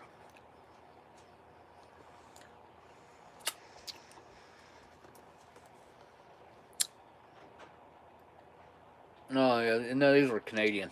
I don't, unless you're not talking about that. They're just El Cheapo books.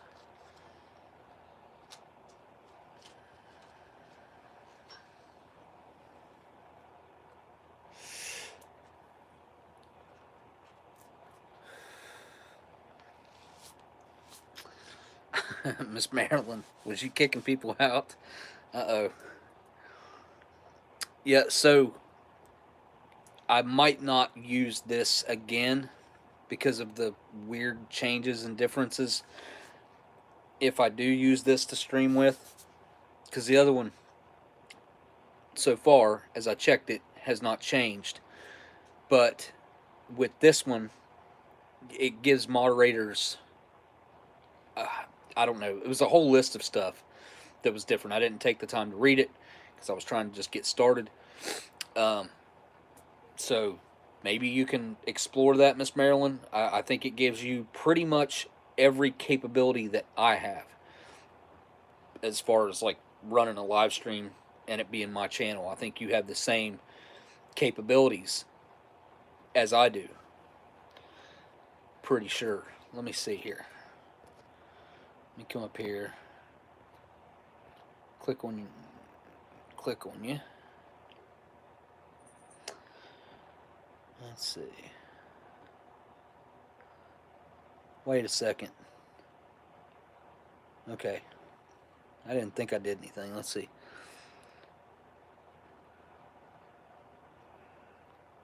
Yeah, but it won't let me fix that. Huh. I don't know.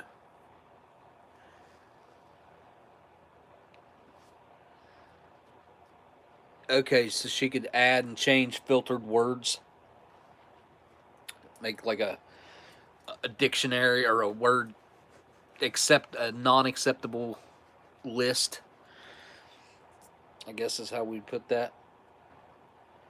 I've never messed with that stuff because if you do that, then you're limiting people from saying what they want to say. I'd prefer to just hear what they have to say. If I don't like it, I don't like. I don't have to like what they have to say. I mean, that's not that's not part of it.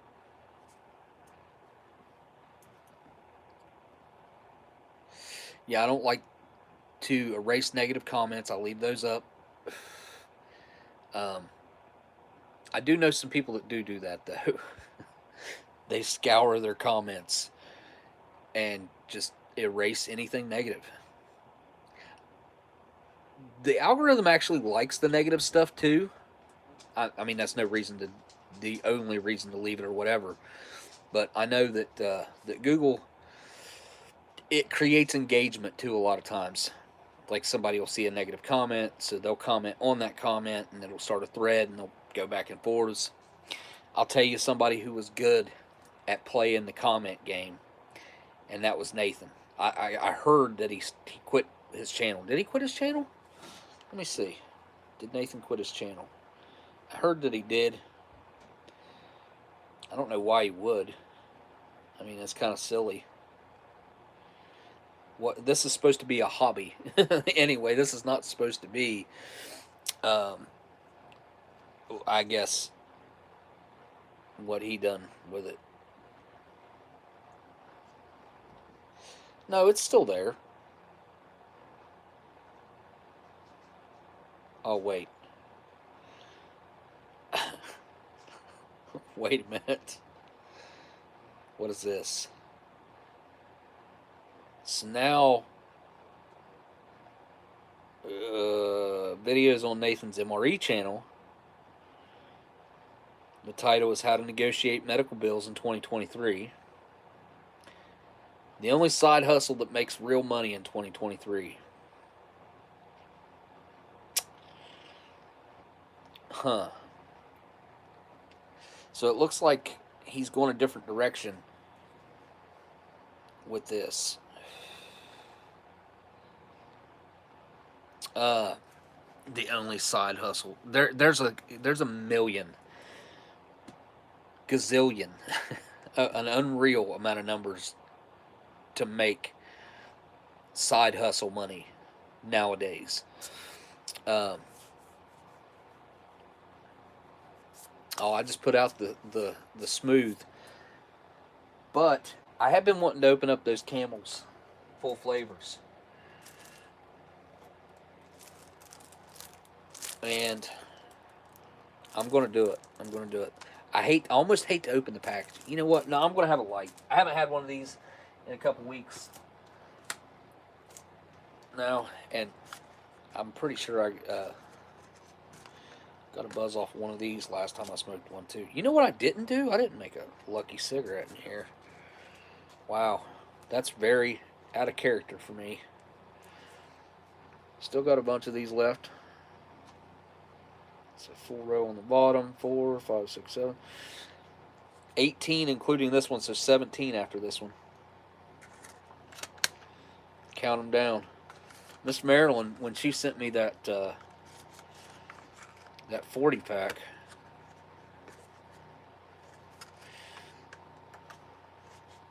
can, it lasted me probably about, what, a year almost, I'd say, because I didn't smoke one every week. Well, there were weeks I did smoke two, though.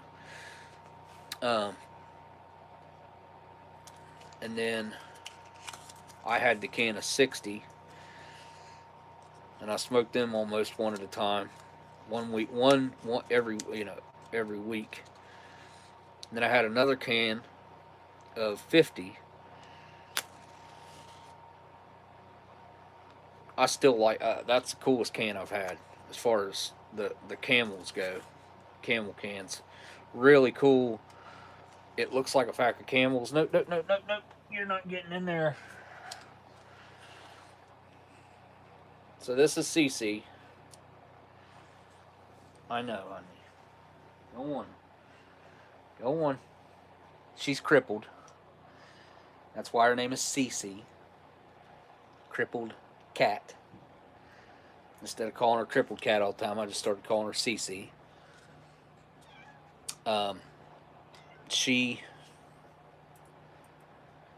She's something else.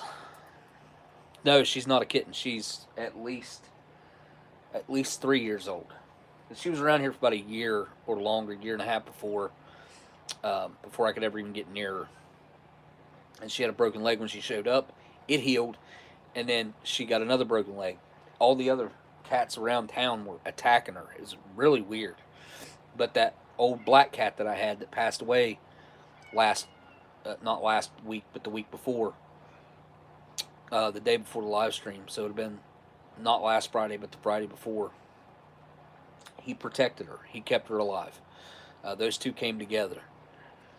Do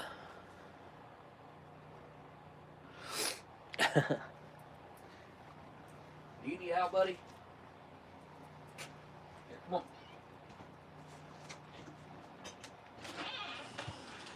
There you go. Okay.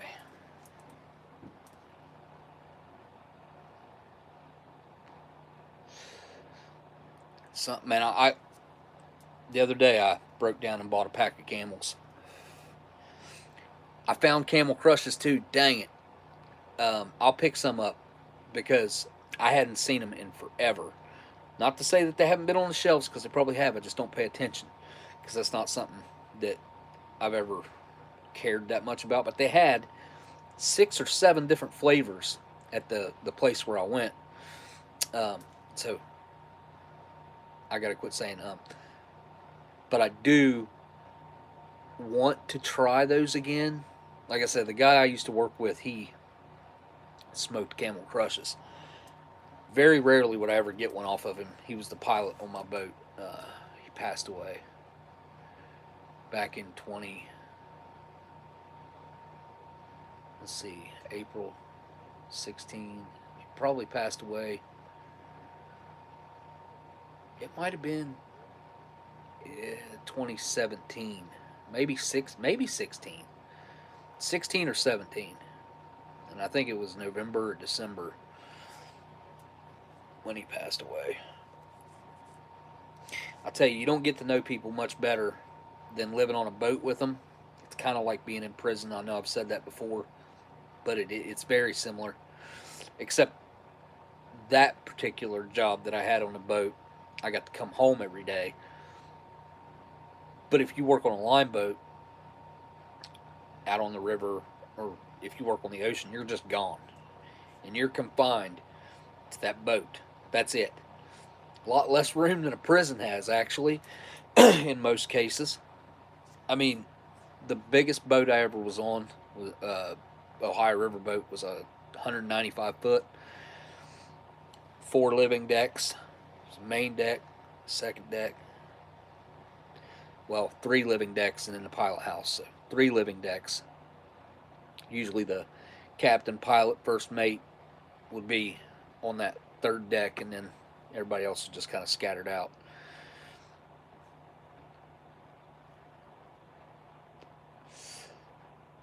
But new camels don't taste like this. There's similarities. Of course, the aging also you have to take into account. Camels have changed. Camels have changed. They all changed whenever they went to that fire safe. I've said that 1,000 times too. But that certainly had something to do with it. There's something also fundamentally different about the way camels taste now versus these. I don't mind these so much. I didn't used to like them back in the day, but with the aging, they have gotten better with age, which most do when they're aged halfway decent. And these were aged pretty well. That, let's see, would that be double, triple packaging? Double. It was triple actually, because it had obviously the can is one, then it had the seal around the edge. That's two, and then it had the bag around the outside. So that's three. It's triple sealed. So nice. I guess really just the seal of the can itself. So that's what this would be, Ben. This would be a Camel Light from the 90s. What year are these? I think we had figured they're 20. These are 99, right? 98. It says 98, so they're 25. It says 98. I don't know if that would be. They're at least 25 years old. They're at least 25 years old. And to look at it now that it's out, it looks brand new. I love it.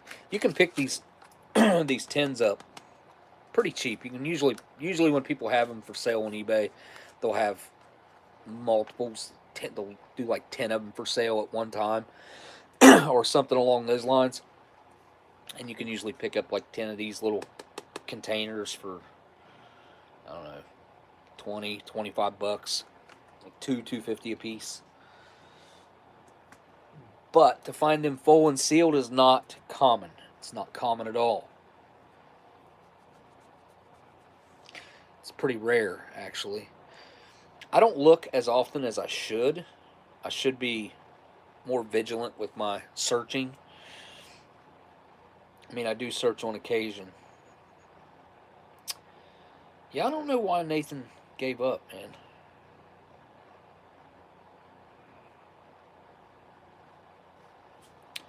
So he had U.S. Food Aid for Ukraine, POW, and refugee BP5's compact provisions. From 10 months ago, he had that. Interesting. Is that just food bars? I don't know. I haven't seen any of Nathan's videos in a while. But I did watch the best tasting MRE for 2023. Best MRE on the market today. Total Prepare meals, or Total Prepare MREs. It was a Canadian thing. Gee whiz. Nathan looks like he's lost a lot of weight. I gained all the weight that he lost. Food reviews have health risks. You are correct, especially when you do vintage food. I don't recommend anybody does it. I would like to, at some point, start going down the scientific road and aspect, like pick up more of the aspects of what happens chemically to these foods that either make it or don't make it, that are edible or not edible. Like, I'd like to really get a laboratory involved that is also interested in finding out what happens to these foods.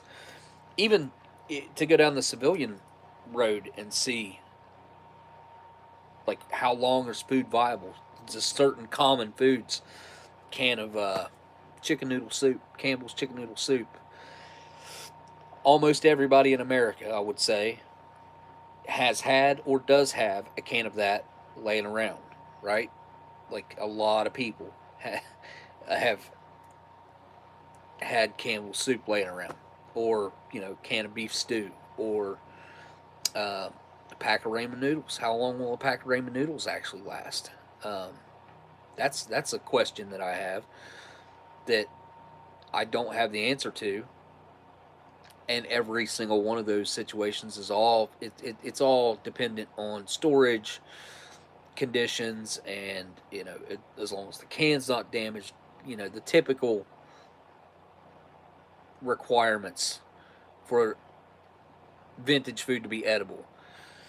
But I do want and would love for someone who has a scientific background to also take some interest in this, and kind of help out with our mission of finding out more detail about this.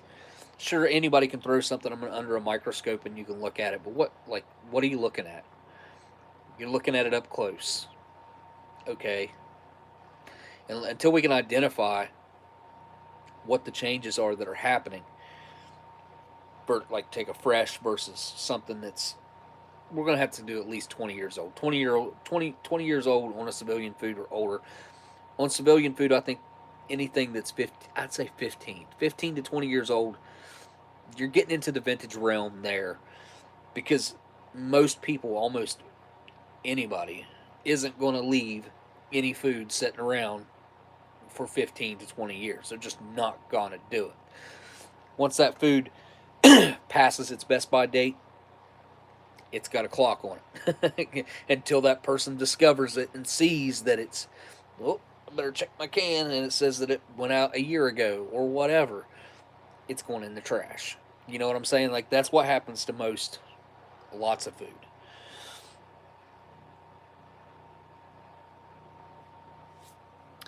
I can't agree with that, Orlando. I went down the Meat Goring Road. I prefer the classic chicken ramen noodles. I'm a classic ramen noodle guy. Cooked properly, uh, they can pretty much quench my hunger in any situation. uh, and they're extremely bad for you. They're nothing but salt. They're just sodium filled. There's not a whole lot of actual good nutrients there. Could you survive on them? Maybe for a little bit. I mean, yeah, you call me weird. I do prefer just a classic chicken ramen noodle, though. I mean, I actually, I like the spicy one too. The spicy ramen noodle, the spicy chicken, um, and also the ones in the cups that got the freeze dried vegetables in them. That's just an added bonus, in my opinion. I do like the freeze dried vegetables in them. So Sparrow says I like the creamy chicken ramen. I have a pack of that in there that I still have never tried. The price, I was told that the price of ramen noodles has went through the roof. That they're $1 a pack now, almost $1 a pack. What? You used to be able to buy a whole case of 12 of them for like $2. Not that long ago, like what, a year and a half, 2 years ago, they were $2 for a whole box. What in the friggin' world is happening?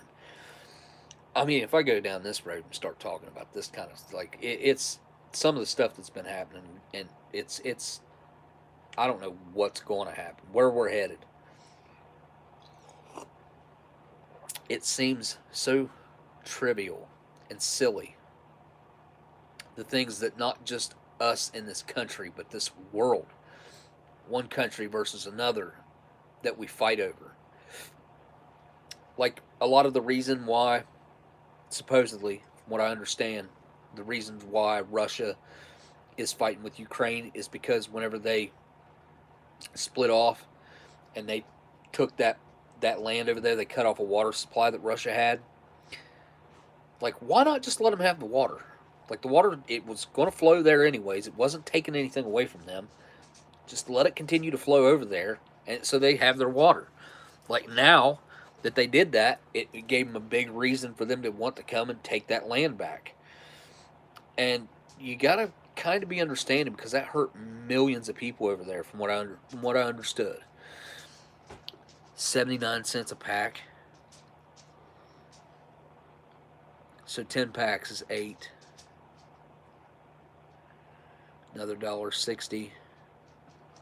So almost $10. $9.60 ish for a case.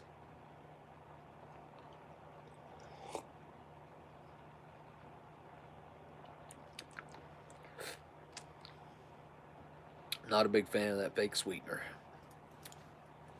So, guys, don't forget to check out that Oddball Candy Company. I'm telling you, just about anything on that list. The paydays are the only one that I thought would be a little weird, and that's why I went for those, ordering those myself.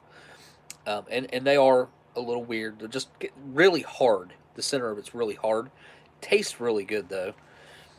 Um, but the Skittles, oh goodness, really good stuff. And then, hang on, I got a link for you guys from Mike's channel here. Okay, it posted for you guys to go subscribe to Mike's channel. Don't forget to hit that thumbs up or down on my channel here on this here live stream or whatever.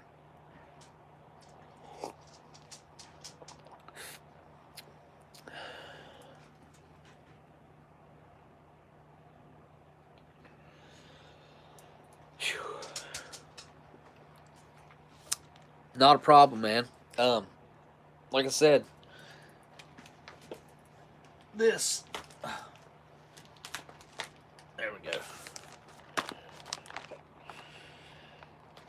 Will be coming up soon,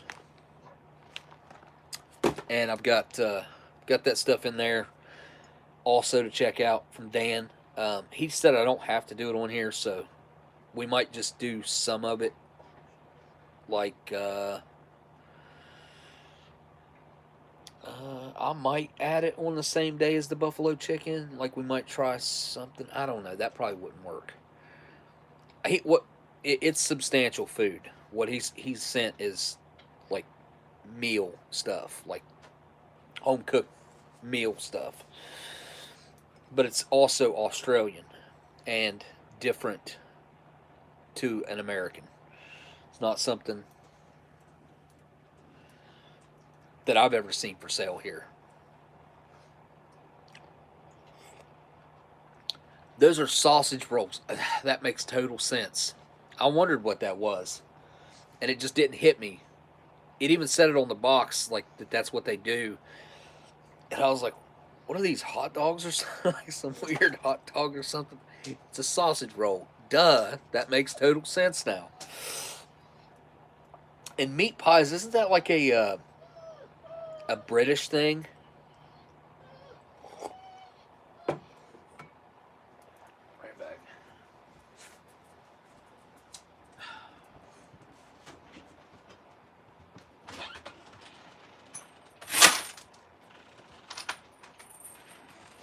Come on.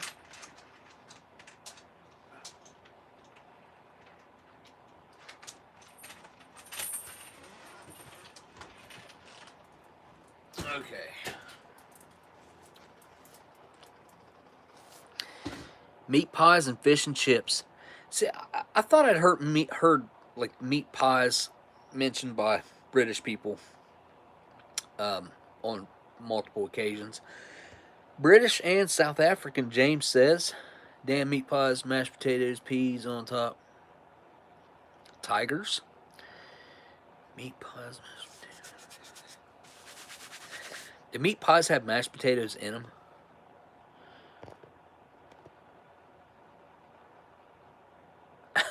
They're convicts, not Brits. What? What? Have you guys? Did you guys? I think I might have asked you guys about this 2 weeks ago. Did I? Maybe. If I did, it had to be right after it came out. Did you guys see the? I don't know if you keep up with this stuff or not. The episode of South Park about uh,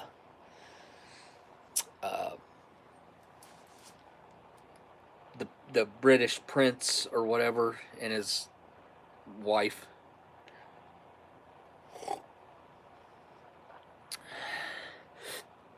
Australia is a nation of convicts.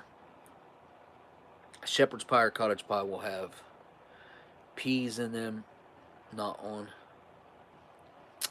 Shepherd's pie also does the mashed potatoes in them too, right? I've never had shepherd's pie outside of a Canadian IMP. I've never ordered it at a restaurant that I don't know that I've. Maybe a couple restaurants I've been at had it on the menu, maybe. But I am a meat and potatoes kind of guy. Meat, potatoes, and roll, bread, whatever. Like that's what I think of when I think of a home cooked meal. I think of that or hamburger helper was a big one. I was just talking to Dan about that. The classic hamburger helper was one of my favorite meals. That, smashed potatoes, green beans, corn, and a roll, and I'm set. I haven't had that meal in, I don't know, 10, 15 years. It's been a long time. It's crazy how time flies. I mean, you blink your eyes and 10 years are gone. I mean, it's been, let's see,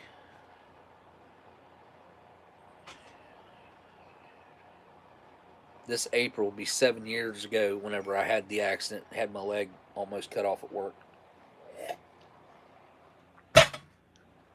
That's crazy.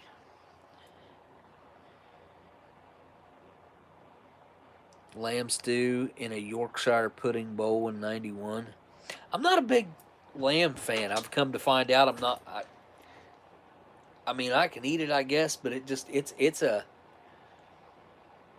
type of meat that I don't really like because it's fatty and oily, and I just yeah, it's not my favorite.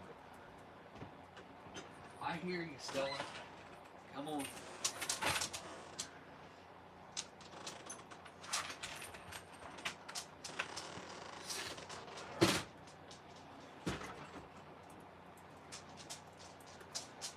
All right.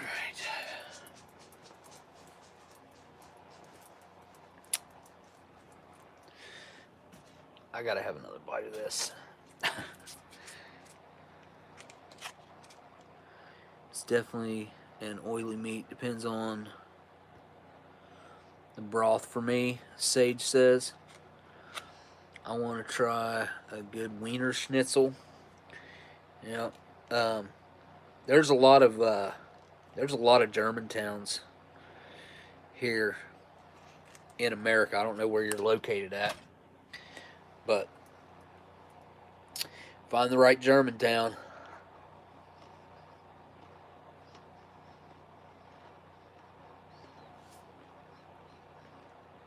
Mm. That stuff's like liquid candy. Something else.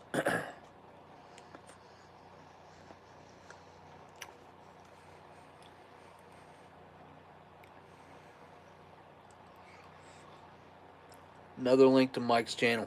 Also, this description link, Oddball Candy Company. That's the only thing in there.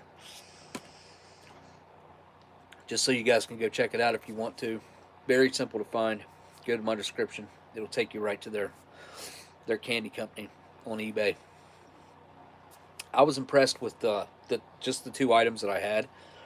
I had a feeling it was going to be pretty daggone good anyway, and I can't wait to try out like whatever else they sent. I have no clue what else they sent, but it's going to be pretty hard for it to be bad. I didn't know. I mean, here's the thing with freeze dried stuff. It's always a possibility that they don't freeze dry it fully or properly. If you've ever had anything that's been freeze dried improperly or not all the way, like not gone through the process completely fully all the way, it's weird.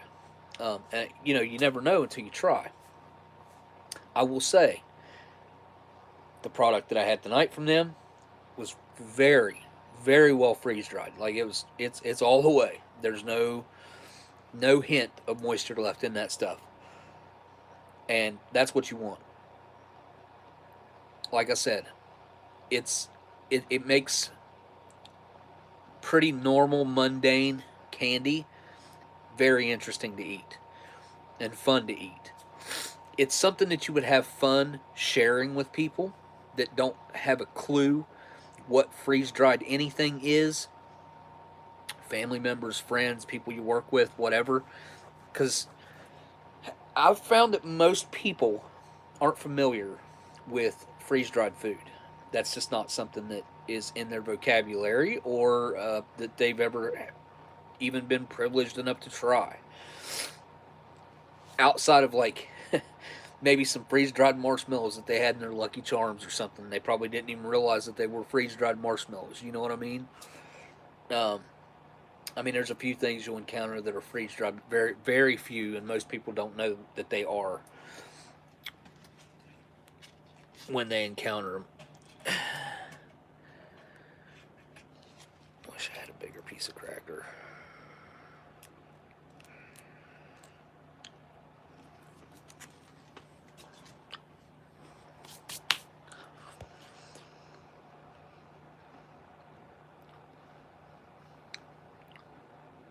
And yeah, it's some oddball candy. Going to an honest deli. Oh, yeah. Going to a really good deli. We don't have anything like that where I live. And I feel like if you're going to find really good delis, it's going to be somewhere in cities where they have access to abundance of like fresh cut meats and stuff, or they've had connections for the past 100 years on my meat guy or whatever. Um, it used to be, man. I remember back in 2000 and 2002, because I wasn't there in '01, but I remember because back then there was no GPS or anything either. Like you would get lost in New York very easily, very easily. And I always had my car with me, which was stupid because it's very hard to drive around in New York City and find a place to park and do. It's different. But back then, delis were everywhere. Like, I mean, they were 2, 3 per block. Like you would find they were everywhere. First time I ever went to one was back in 2000, and I went to this gas station at like 3 in the morning. I was lost, and I come across these two Dominican brothers that were running this. It was a Sunoco gas station, and they had like a lowered, I don't know, like Nissan Maxima or something like that. It something like that, or a Toyota Corolla or something. And they had the Dominican flags in the back, and like it hanging off the antennas and stuff hanging off the rear view mirror. It was a Dominican mobile, and they were like, we just started talking, and they was like, I can't remember how it started. We ended up sitting in lawn chairs because it had a garage where they like worked on cars, but it was 3 in the morning. And none of that was going on. So we were like sitting in lawn chairs. Nobody was at the gas station, and they were like, hey, you ever had any good New York food? And I was like, not really, man. I was like, I ain't been here that long. And he's like, Hang on. He went in and shut the store down, shut the gas station down, and we all piled in their car, the Dominican mobile that I called it, and we took off. And we ended up at this deli. And I remember ordering this sandwich that was, the meat on it was that thick. I mean, no joke, the meat was that thick. It was like 3.5, 4 inches, 5 inches thick. It was so, and then just this tower of meat. And it seems like I paid like $3 and some change for that sandwich with fries and pickles back then. It was unreal. And it was at that point in my life, and I told this story for years because that at that point that was the best sandwich I had ever had. So good. Man, I still think about that sandwich. um, I've had some other pretty good sandwiches now. I had this sandwich in Cincinnati at this, I think it was called Blue Ash Chili. I want to say that's the name of the place. I don't quote me on that, but I'm pretty sure it's Blue Ash Chili. And it was a reverse Reuben, and you could get it on rye bread, but I got it on white. But I didn't change anything else about the sandwich. I just got it on white instead of rye, and it was amazing. I ate half of it, brought the other half home, planned to eat the other half later, and one of the cats got up on the counter and got it. I thought about that sandwich for, I don't know, like a year before I made it back to Cincinnati and got another one. Oh, very good sandwich. If you're in Cincinnati, go to that Blue Ash Chili place and get yourself one of those reverse Reuben sandwiches, because they got the coleslaw that they put on that thing. It's got like a little bit of sweetness to it, and honestly, the sandwich is 2 to 3 times better when it's cold. When you brought it home and it's cold, like it was pretty good when I ate it at the store. But whenever I tried it here, had drove it home, that's where it's at. Like, just buy you one and put it up and eat it an hour later. That's where it's at.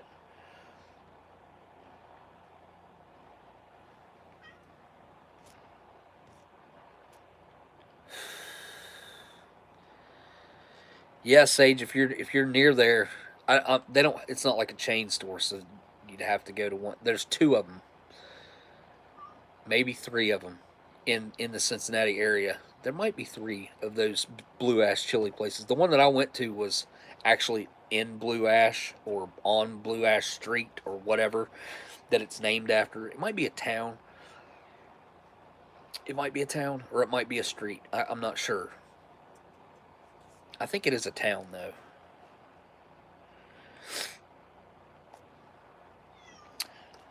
Another place that would be I would like to go back to is Josh's family's place in Pittsburgh. I can't remember the name of that place. It was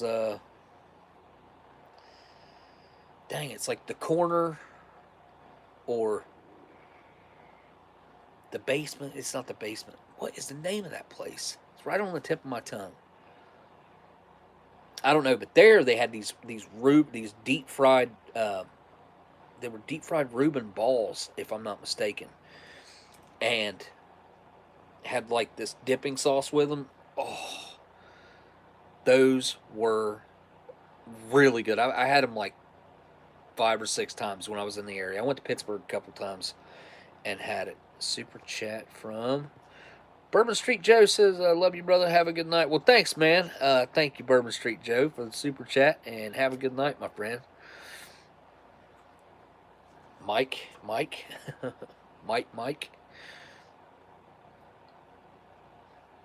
wonder how many mics end up in this chat in a night. I know of at least three, probably more. There's probably more mics. This guy in our town used to call my kid. He used to call everybody Mike, not my kids, just my kids. That everybody called Mike. I guess because he didn't want to learn people's names. I really don't know why he done that.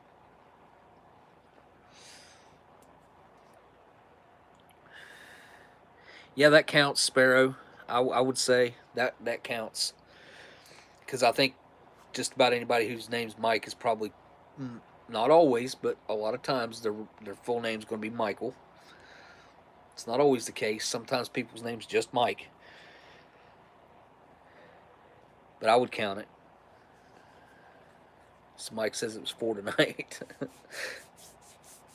Let's just we'll just keep Mike. Everybody's name's Mike now.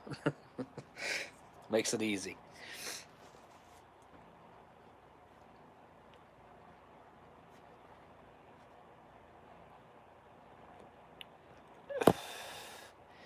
Usually at the end, I always try to figure out what's happened in the last week. What has happened in this last week? I think. Oh, Biden went to Poland, where Delicious is, and I did mention it to him, and he said that they like shut the town down next to him. Not affiliated with Mike's in any way. Mike's and Dan's don't mix, do they? Yeah, I forgot about that. Weird that he went to Poland.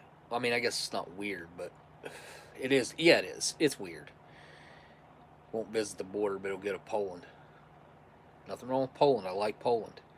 It's just, I think I like Poland. I like people from Poland. Uncle Danny. Had an uncle. Had an Uncle Mike.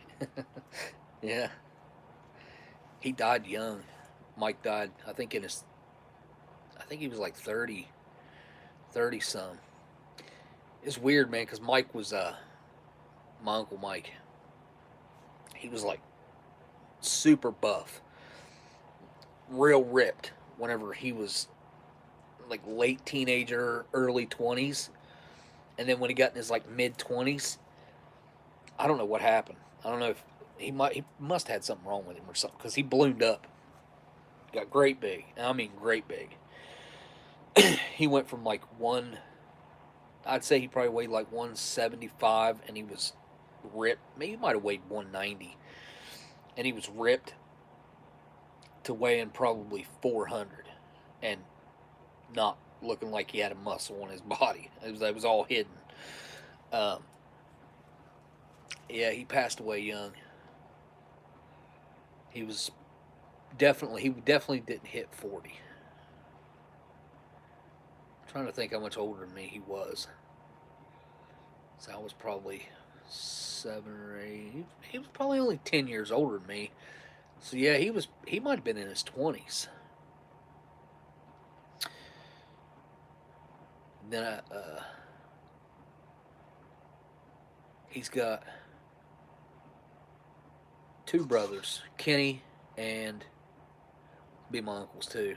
Kenny and Lee. Yeah, Lee. I ain't seen Lee in a long time. Been a while.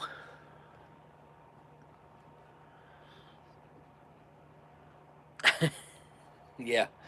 Um, I would agree that Joe doesn't know where he's at any of the time, or even what he's going to say any of the time.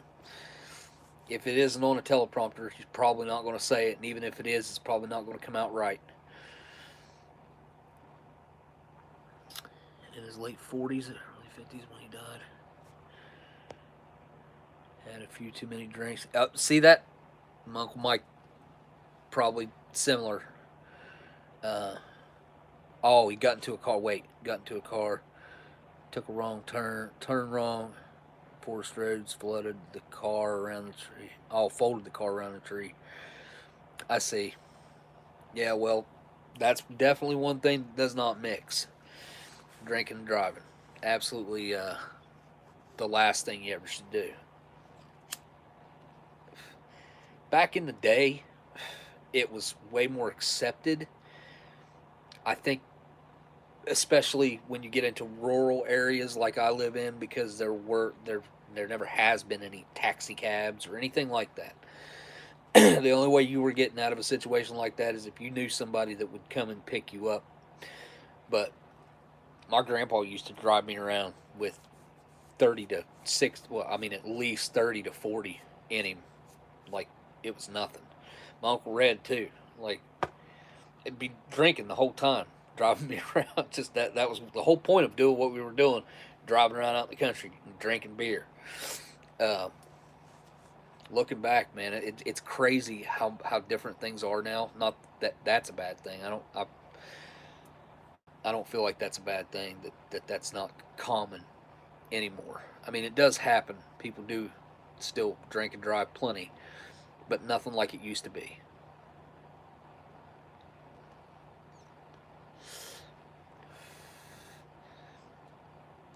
I've never been a big enchilada guy.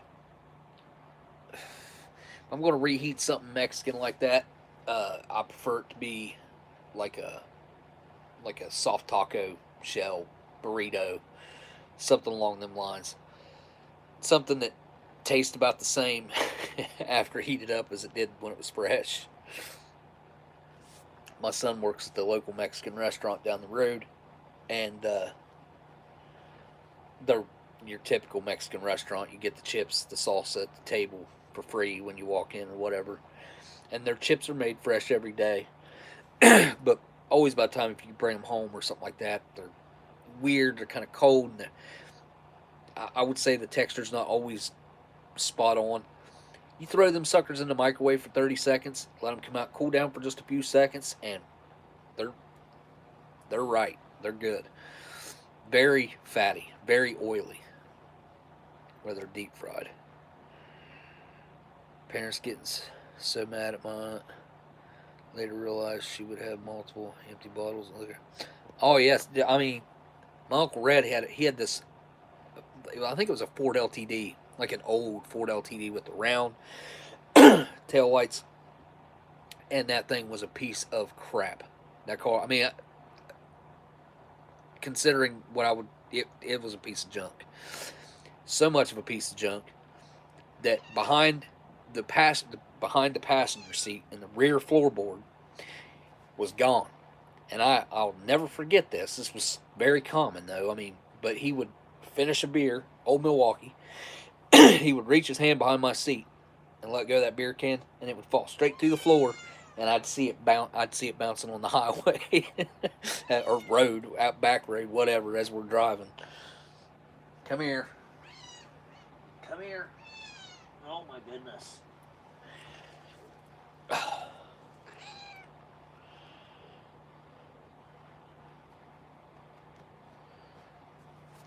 Say hello to everybody. Right here. Say hi. Loosey goosey.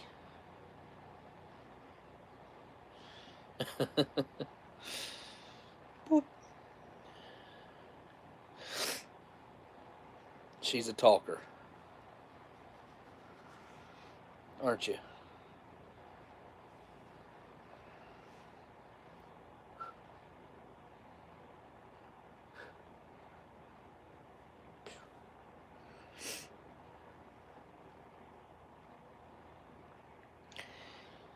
Uh,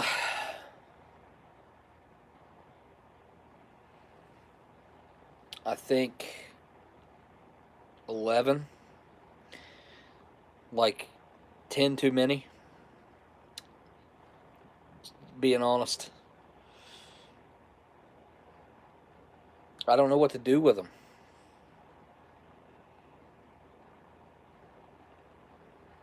They all love me. They get on my nerves sometimes. Some of them, but for the most part, they're all pretty good. She like literally loves on me. She like, I don't know. Maybe cats. Maybe she's not showing affection like I think she is.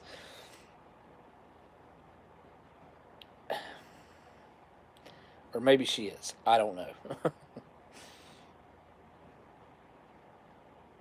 Hi.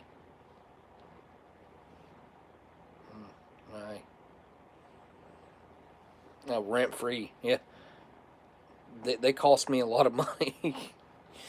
I mean, they probably cost me just in dry food, not wet food, just dry food, probably 40 a week, 50 a week. I'd say at least that. because I don't know if you've noticed, but cat and dog food, all animal food, it hasn't quite doubled.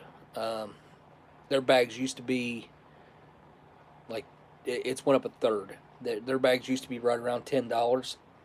Now, uh, a 16-pound bag is like 15 something for the stuff that they'll eat. And I got to get the stuff that they'll all eat. I can't like I don't want to buy them super cheap food anyway, but I can't I can't afford to feed them fresh food either. I can feed the dog. The dog eats the dog eats food that I would eat. I would eat what my dog eats. Same for Sebastian. We've been feeding Sebastian people grade food for I don't know the last 5 6 years of his life. No, not the farmer's dog. We make it ourselves. Rice and chicken a lot. We have been feeding Stella corned beef hash sometimes. So, but mainly it's cans of chunked chicken that you would make chicken salad out of or whatever, and instant rice. Make the rice every 2 days. I make enough rice. Usually we typically make enough rice for 2 days. When it comes to Stella, Stella's only been on people food now for I would say about a year now. But when dog food shot up in price, and we started doing the math, and we looked at what it would take to feed her fresh food and for her to eat healthy, it cost us about let's see, a can of chicken is $2.50 because we buy if you buy 4 cans of chicken at one time, they make it in 4 packs. It's $10, so it's $2.50 a can. She was getting half a can, so it was $1.25 worth of chicken, and then the rest was rice. And the rice, box of rice is like it's went way up too. It's like 3 something a box now. That used to be $1. That box used to be $1, but a box will last. I'm going to say week and a half, so maybe like 10 days on the box of rice. So that's like 30 cents a day on the rice. The chicken we have upped. She's getting like 3/4 of a can of chicken now instead of half. So she'll get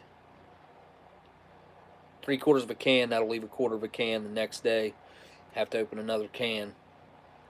And what's left over from the 2 days typically makes that third day. So it's 2 cans every 3 days. So she gets 2/3 of a can of chicken every day, and then she gets about, I'm going to say it's probably 5 ounces of dry rice if you was to weigh it out. But as far as like if you put it in a measuring cup, it measures up to it probably measures up to 5 or 6 ounces. So it's probably about the same. But and then after you add the water into it, it turns into, I'm going to say, close to a pound of rice that she's getting. I'd say,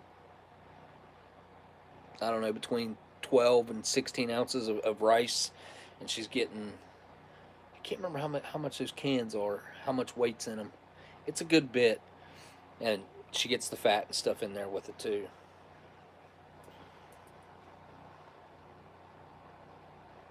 You see yourself? You see you?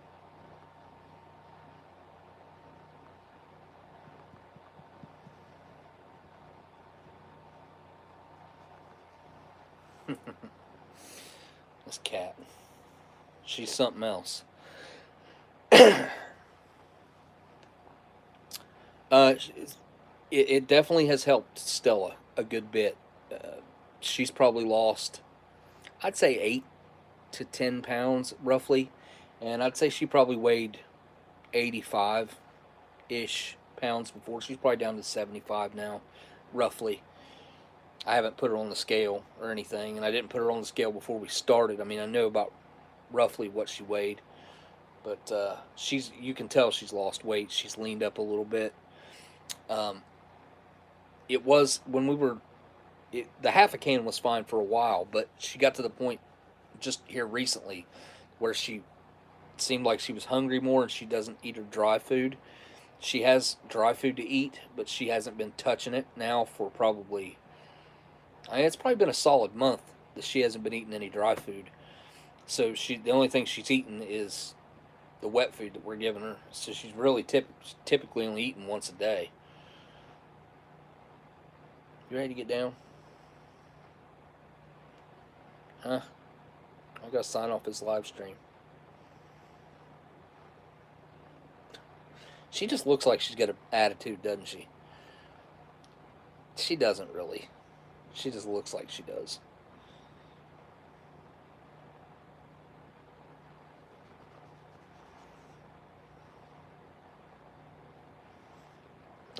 You don't like it when I pat your head. Huh? I don't usually do that to you, do I? Hmm? Purring up a storm. She's very different from well, I guess really any of the other cats. Her ears are a lot bigger. Her snout's a lot like more pronounced and long. I don't know. I did see a breed of cat that was kind of similar to her recently. I saw it on. I don't know what I saw that on. It might have been like on YouTube or something, or maybe I seen it on Discovery Channel or something. It was something, but I had never seen cats that like the breed was that their ears. But when they get the older they get, the more they grow into it. I mean, their ears do always stay looking long, and their snouts are longer. She kind of, I don't know where she went, but she kind of has that look going on. Maybe she's got part of that in her or whatever. Her mom, that cat's mom. Let's see. I think that that cat came from Mama, and Mama has to be a full-blooded Siamese. Her eyes are just as crossed as they could be and super blue, and of course she looks like a Siamese. She's like a more light-colored Siamese. I had a Siamese cat when I was younger, and she was lighter when she was younger, and I had her for like 15 years. I would say roughly. No, maybe not quite that long. I had her for probably 10 years, but towards the end there, her fur started to get really dark. Um, she was like a darker brown, but she still looked like a Siamese, or I'm sure she was, because she had blue eyes, super crossed. I don't know what that is. Something in their breed that makes their eyes crossed. But yeah, Mama Cat. I just call her Mama, because when she showed up here, she had great big nipples hanging off of her, so she had to have kittens somewhere, and I forced her to stay. I wouldn't allow her in the house or anything, and she wanted to come in as soon as she showed up. And I was like, "You're not coming in the house. You got kittens somewhere. You got to go tend to them." And she never did. She never did leave and go tend to them. I don't know if she just let them die. I don't know what she done. I don't know. Maybe, well, somebody probably just dropped her off here, and I'd say the kittens. Who knows what they done with them? People are cruel. People are sick and cruel. Have you guys seen that guy on YouTube? He's called Doggy Daddy or something like that. Super skinny guy. Super skinny. He basically does the same things that like Caesar Milan does, except this guy doesn't really. Uh, he hasn't done anything like a TV show or anything like that with it. I just saw him. Hang on, I'll pull him up real quick because I'm not sure if I'm. I know I'm not right on the name, and I just watched a short of his a little while ago. There we go, shorts. Here we go. The Dog Daddy Official.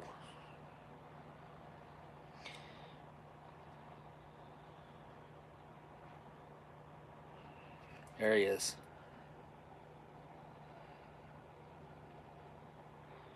He's like a super skinny little little dude that wears like flashy jumpsuits, sweatsuits, and he does pretty good with the dogs though. I'll say that.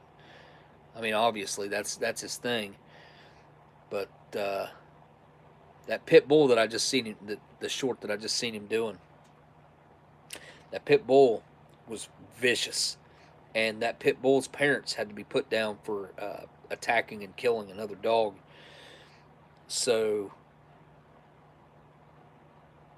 here, I'll subscribe to his channel. He's got 1.88 million followers.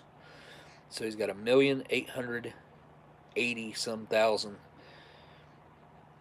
followers. I mean, he ain't got a small YouTube channel. He's amassed quite the following, and he just does random meetups and stuff too, which I commend him on that for having such a large following to just show up somewhere. That's that's pretty cool. Anyway, don't remember why I brought that up, but I saw him a little bit ago and thought, yeah, that's pretty cool what he's doing. But he uses a lot of the same techniques that Caesar uses, and what I think a lot of people don't understand, and I don't know, maybe just people haven't been taught this or they don't understand animals, is animals feed off your energy. Like if you're calm and confident with that dog is going to be calm, and it's going to look up to you because you're confident. So, yeah, but when people are nervous and they're tensed up, it goes straight through that leash, and they feel it, and they know. So, it's a pretty simple fix once you realize that you're the problem. You know what I mean? A lot of times, most of the time, I would say 90 to 95% of the time, the person's the problem. There are problem animals, that's for sure, but most of the time it's the person. The person's the problem. All right, guys, I'm gonna let you guys go. I've got to get cleaned up, and I want to finish some of the food that I have there. I highly recommend checking out the Oddball Candy Company. We are going to be checking out whatever they decided to send along, candy-wise. I don't know exactly what all it is, but we definitely got to check that out one day. It'd be cool, man. I don't want to mix their stuff with Dan's stuff, though. That wouldn't be right. All right. Anyway, I'll figure it out somehow. It's hard to do these live streams and like the subject matter be enough of a content for the live stream. Like if I was to just I don't know, have pull out a couple of the things that Dan sent, that probably wouldn't constitute enough to fill up a live stream for you guys. I mean, unless I just tried everything he sent, and then that would be wasteful. And I know he had to spend some money on that stuff, so yeah, that stuff's going to get eaten like it's my meal. So, because it will be. But all right, guys, I've got a lot of stuff on the plate and a lot of plans and stuff that I want to get accomplished. I've just got other things that need to happen soon, and I'm working on and constantly kind of working towards those goals, and it's a little bit of a juggling act right now, an interference with what I want to be doing.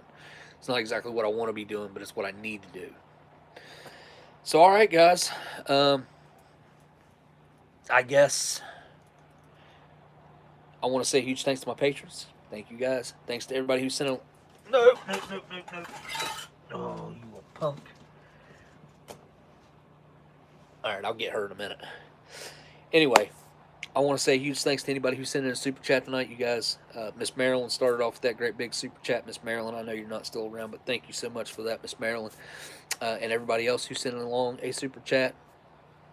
I probably can't pull them all up, but I will attempt. It will show me none of them, so But all right, guys. I guess I want to say huge thanks to my patrons. I think I did that. And I guess really all I got left to do now is say thank you guys for watching, and I'll see y'all on the next live stream. Later.